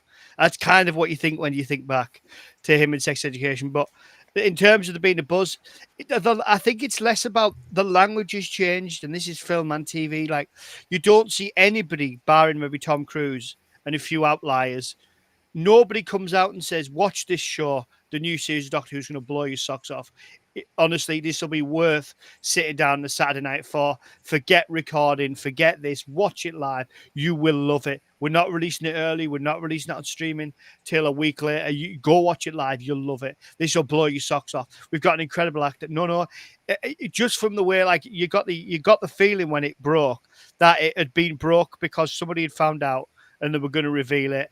And they interviewed them at the red carpet or something. It felt like they'd really been jumped on. Yeah. And I think Shooty stumbles over it, calling the doctor a he, a they. He seemed confused about it, so I don't know what the audience was supposed to think. It was a very strange start, and it reminded me of the start that Whittaker had, which is very much like where she came out and said, oh, the doctor's always been through seen through a certain gaze, and everyone just kind of thought, oh, here we go again. And I just, and then we got it. Then we got the show and thought, oh, right. okay, Can I just bring in, because oh, you crap. Sorry. No, because I was just rebooting, obviously, and I missed a super chat from Sir X-Man, and I cannot be rude. So sorry, Sir X-Man, because I rebooted, I missed all the threads. So thank you. You said magic into Doctor Who was the cause of destruction. What do you mean by that? What we were saying, magic into Doctor Who? Is he on about the magic? He's on about fantasy. RTD brought it in, didn't he? Yeah, the fantasy. Yeah, because do you remember when they made the TARDIS the slave like hammer. the intro through the vortex? Yes. And he said, didn't he? Yeah, that. And he said, oh, it needs to be sparklier. It needs to be, I'm not kidding. It needs to be sparklier. It needs to be more magical, like more lightning. And you're like, oh no. I think you're well. I think that's what he means. Yeah. So thank you, number one, Sir X-Man. Two, I agree with you, Sir X-Man. I'm not a fantasy lover, I have to say. I know Doctor Who's called sci-fi fantasy, and I know, but we've taken into the dramatic conceit about bigger on the inside and all the rest of it. We've bought into that years ago. The point is, I know he knows Harry Potter was coming back. So I just got this funny idea that RTD2 thought, well, I'll jump the gun and I'll make Doctor Who soap opera and fantasy. But I think, no, you've done a rubbish version, a cheap version. He's taken on Harry Potter. He's got no chance. Exactly. Yeah, don't take on. You see, that's their USP. Don't take on Harry Potter on its home turf. Take on Harry Potter on your turf, which is you're this quintessential British show. There's nobody dares do it. Some people in the thread earlier, Paul, mentioned Primeval. You know, when we were talking about sci-fi shows in the past. And ITV, let's face it, they were trying desperately to do a version of Doctor Who. But it didn't quite work, did it? Because it didn't have the TARDIS. It didn't have... There's something about Doctor Who. You should just do more Doctor Who. Yeah. I agree. Yeah, it was just the right time for it to come back. I think there was a dearth of anything like it. I think Red Dwarf had been off the air for a while by then, and it was just the right time for it to come back, and people lent into it, and it was a success story. But he's forgotten everything that made it a success. He's forgotten the loyalty and the integrity and the fact that it has this British quirky, almost sometimes silly but explainably silly element running through it, and he's abandoned all of that to fashion his own LGBT, however many letters he wants to incorporate, version, and it hasn't worked. For the most part, it hasn't worked. I've got And Jess everybody here. can see it. Brendan, that... One sec, sorry. Jess, you can write sci-fi with fantasy or not do it well. That lot failed because they are hacks. Go on, Sean. So no, I just that picture. I don't like the word triggering, but get your shoes off the sofa. Get your shoes off the sofa. Someone's gonna have to clean that. I'm sorry to sound like my mum, but get your shoes off that sofa. But Sean, what you get? Sit down. Sean, we were saying this, Go on, me and mate. Rachel on Friday, though. When he was on the one show, he was dressed quite normally. I wish he dressed like that when he was the Doctor Who star, because I don't know. Why does he suddenly now think he has to? To be fair, you know. Well, to be fair to him, you don't know how much is a direction downwards. When you listen to the snippets that he said, and I think he'll go the Eccleston route. I think we'll get a true story in 15 years when he doesn't care anymore. I think like he wanted to come in and have this bold look. To be fair, I liked his look with the brown tan leather cloak. You know, that was like kind of like long coat. It worked. It looked a decent look. The most doctorish he looked was in that suit with a bowler hat, and then obviously we saw what that morphed into. But God, that I still can't. That edit still. I laughed out loud. It was hilarious. But yeah, I do think a lot of it was a push downwards to say, right, wear this, wear that. That'll get us, because it's about publicity. It's not about the, it doesn't matter. Just get us on the front cover of something. I'm just reminding Sean. It's like I'm a teacher and there's a bell, and I've got to keep. You're a teacher. I was a teacher. Shh. But anyway, the final item, everybody. Doctor Who Dilemma. What do we do with the remnants? Well, there are 5 episodes of a spin-off coming, and of course, we've all seen the trailer. I think I actually watched it for the first time there today. was a trailer. I haven't seen it yet. Ooh. Rachel, the trailer came at the end of the Billie Piper nonsense of episode 8. So basically, did it? Yeah, I think you were traumatized, Rachel. I was traumatized. How did I miss it? Yeah, so if you go on YouTube now, you'll see it. It's 50 seconds long. So basically, just to finish off, I just want to ask the panel and the thread what their thoughts are, because when I saw the YouTube, the trailer, it doesn't look as though we're going to do musicals and fourth wall breaking and all that jazz. And then I start to think, hold on, RTD, because he's done this as well. You did know what makes a good drama, but you decided to poison and change Doctor Who. It looks a little bit more like a normal drama. There is a sea devil not looking like a sea devil, and there is a sea devil who looks as though it's going to have a passion, romantic. It's all soap opera, but it's filmed, and I'll show you shots. And so, as I'm showing you them, I'll be interested what you think. Paul, what have you seen the trailer, Paul? I have. What do you think? It does seem more serious, doesn't it? I agree. But it's already started off on the wrong foot, because there are certain. We all have our favorite monsters, and I know that the Sea Devils mean a lot to you, because I think, and I like the story as well. I remember seeing a repeat. I think the cricket was cancelled in about 1973 or something like that, and that's when I first came across the Sea Devils, and I was absolutely smitten by them. I felt they were frightening and majestic, and a really good foil for the Doctor. I mean, it was good that the Master was in the story, but it didn't really need him, did it? In my opinion, I think the Sea Devils alone were an intriguing sort of proposition. So I don't want them adulterated in any way. And Warriors Gate sailed pretty close to the wind, but I felt that it still retained the essence of them. Chibnall, to be fair, Chibnall did as well. I have to give him credit for that. He did. In large part, but these are too much of a deviation from what I know to be the Sea Devils. So it's already exasperating me, but without me even seeing any meaningful sort of clip of it. I'll show it in a minute, because this is the trailer as it runs. Everybody, Sean, have you seen it? Number one.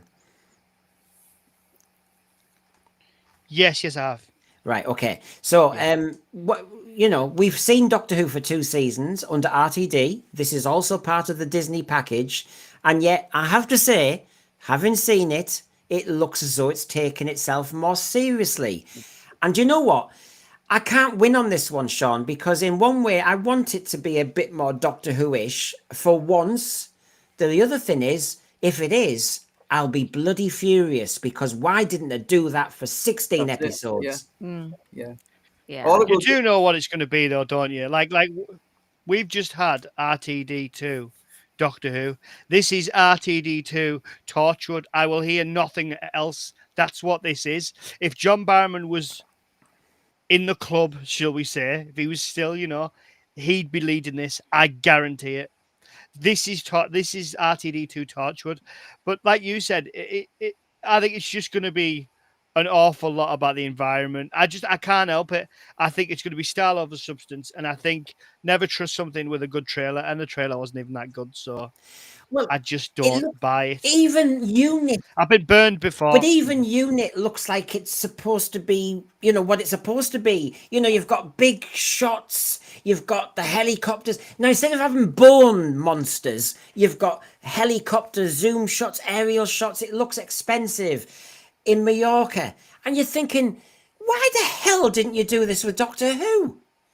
Since you've got the bloody budget. I don't think you need the budget. I'd rather you're in Cornwall at a lighthouse, if you don't mind. But since you've got the budget, go to Mallorca and make some blooming good, decent Doctor Who. And it just looks serious. I mean, Rachel, I know you haven't seen it yet, but look at it. Together we can make a difference. It does all the, the romantic stuff, interspecies relationships. Look at these shots, though. I know it. From what I've seen of it so far, which is not much, it looks visually very good.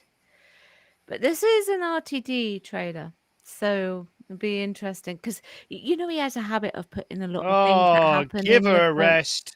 Sorry. Okay. That he sort of like he has a habit of putting most of the first episode into the trailer. Yes. I wonder if that's what it's going to be here.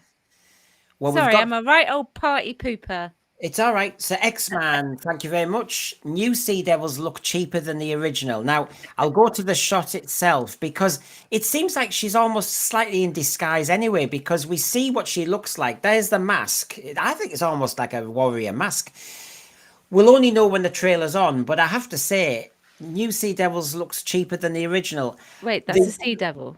Well, we all assume so. I suppose I've got to play safe and wonder. Paul Roach says, is it like just like the Underwater Menace and these are Atlanteans or something?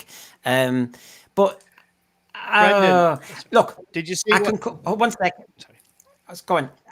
Sorry, I'm just trying to say thank you in my usual way because that's what they all ask for. So let me just throw this in. This is just going to cheer you.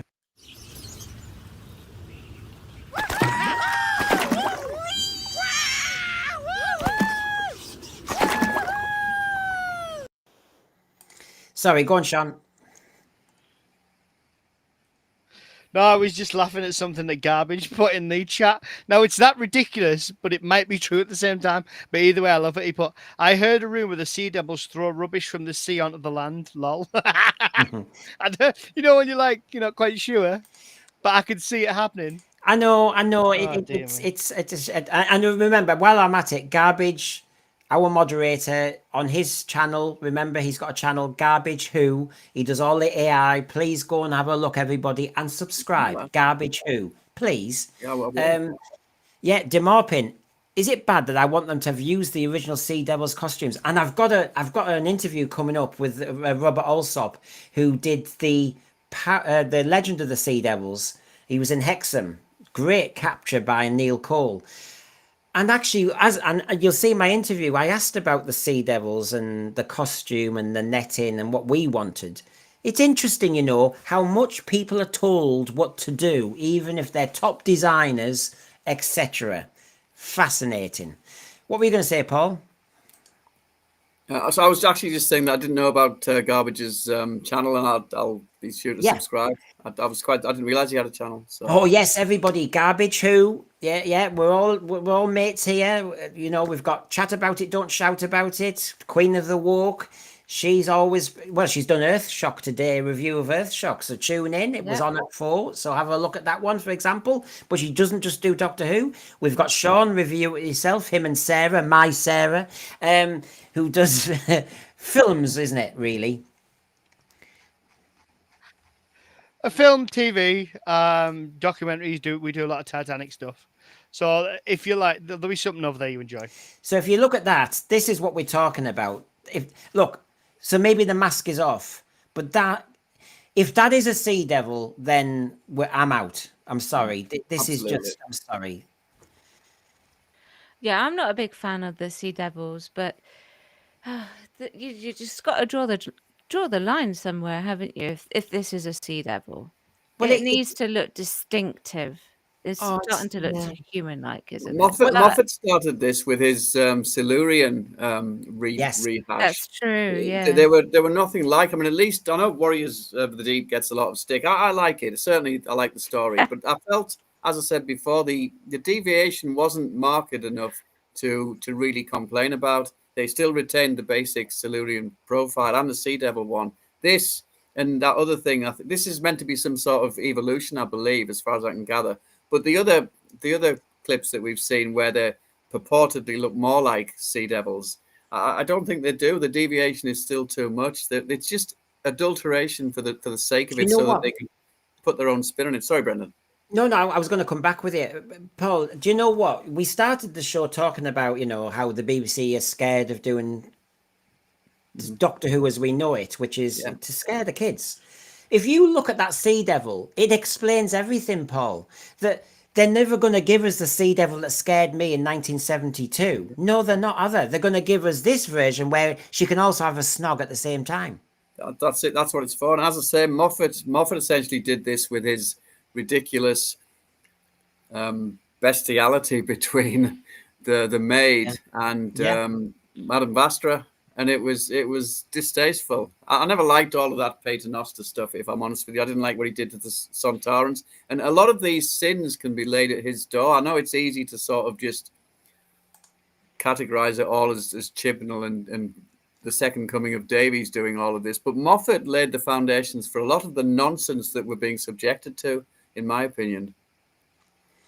Well, I've got Farsight here. They're supposed to have a turtle-like face. Yes, I was talking to Mike. Well, Michael Bryant is a sailor, and he was the director of the Sea Devils, and that's what he stipulated. And so what we've got is this version.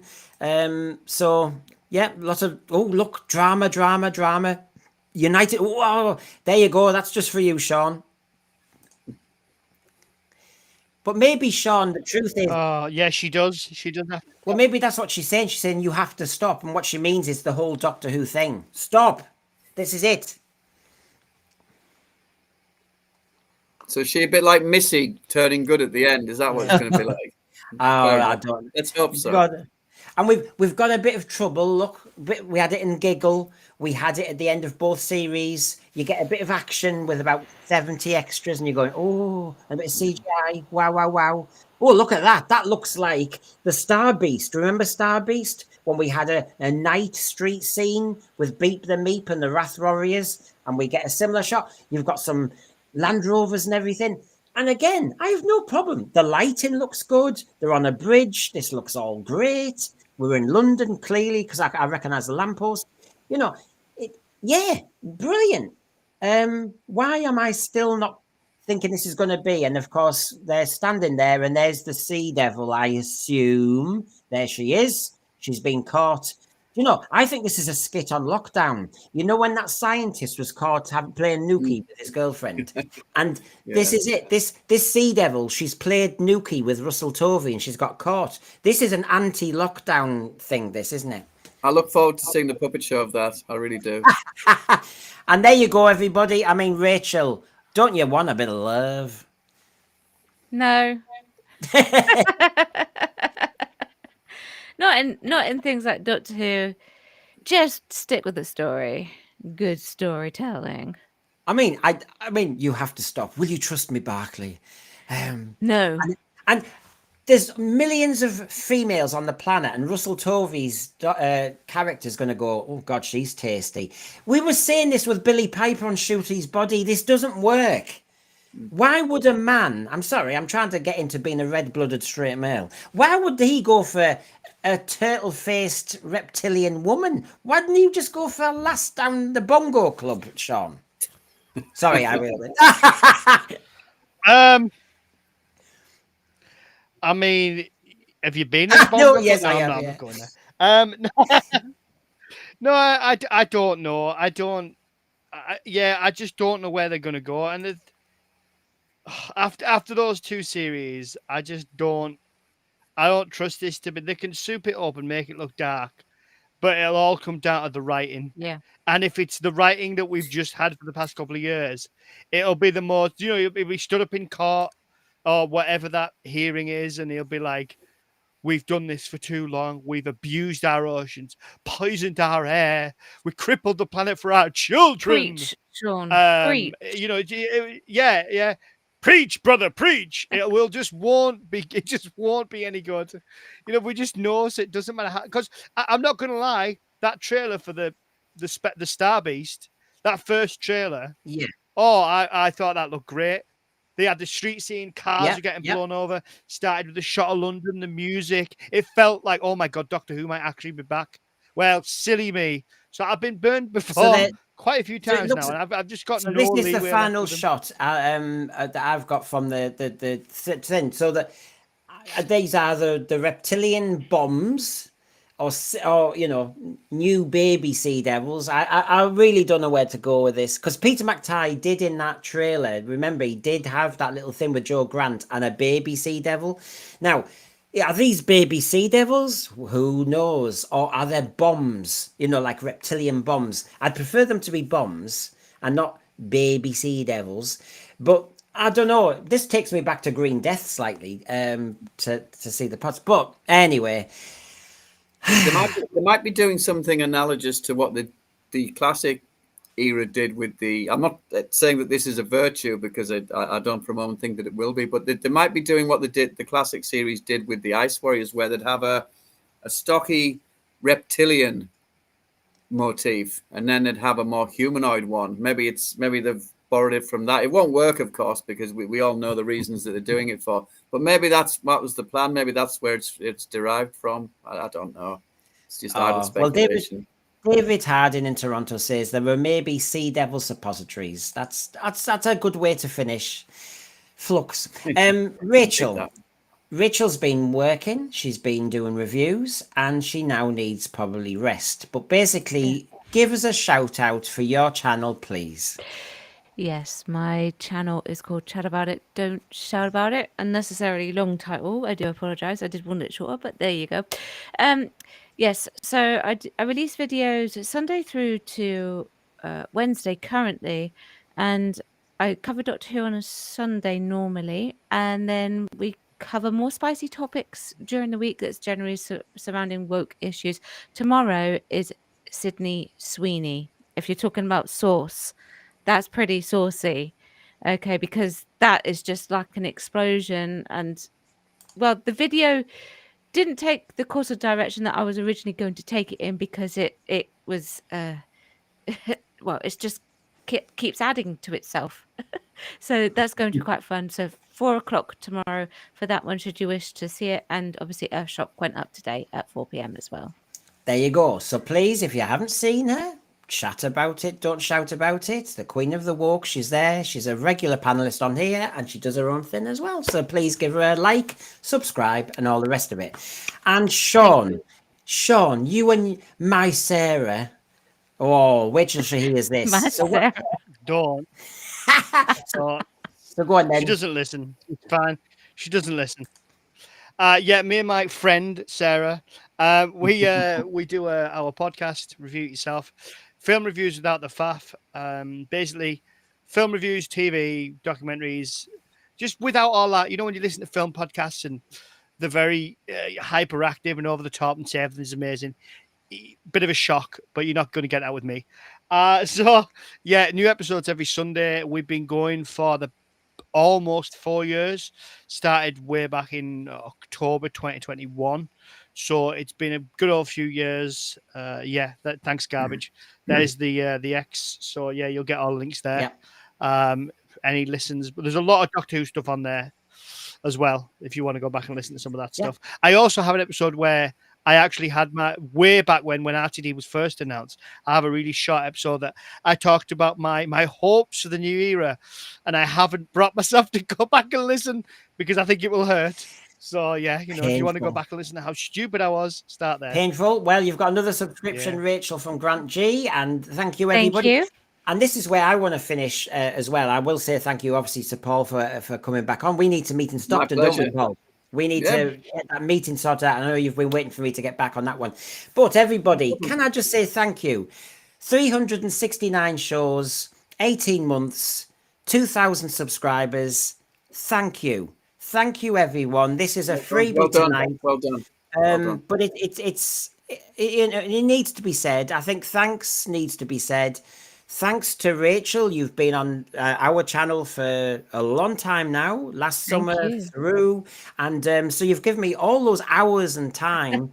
And hopefully it's been all right. And hopefully your channel is like ours. It's a twin. Like pretty twin much, town. yeah. We are, no, it's been good. Thank you. I do enjoy coming on this channel.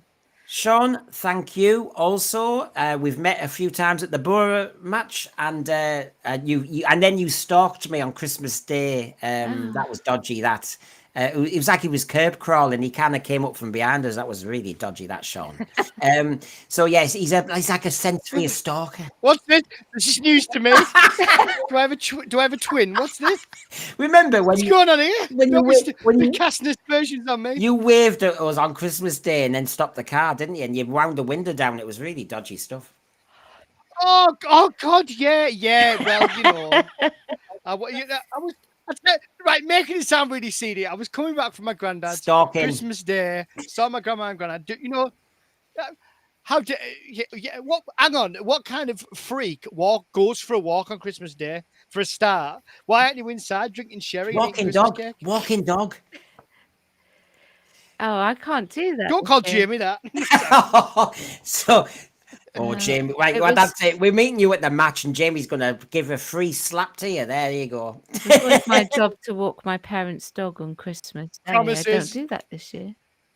Wow. I'm sorry. I'm sorry about that. No, it's all right. Sorry, I just just off the show. So everybody, thank you. It is a big thank you. Thanks for your time. It's good. Thank you. Thank you. Have a good night, everybody. And if you haven't subscribed to Sense for You, please. Thank you. Good night, everybody. Good night. Night.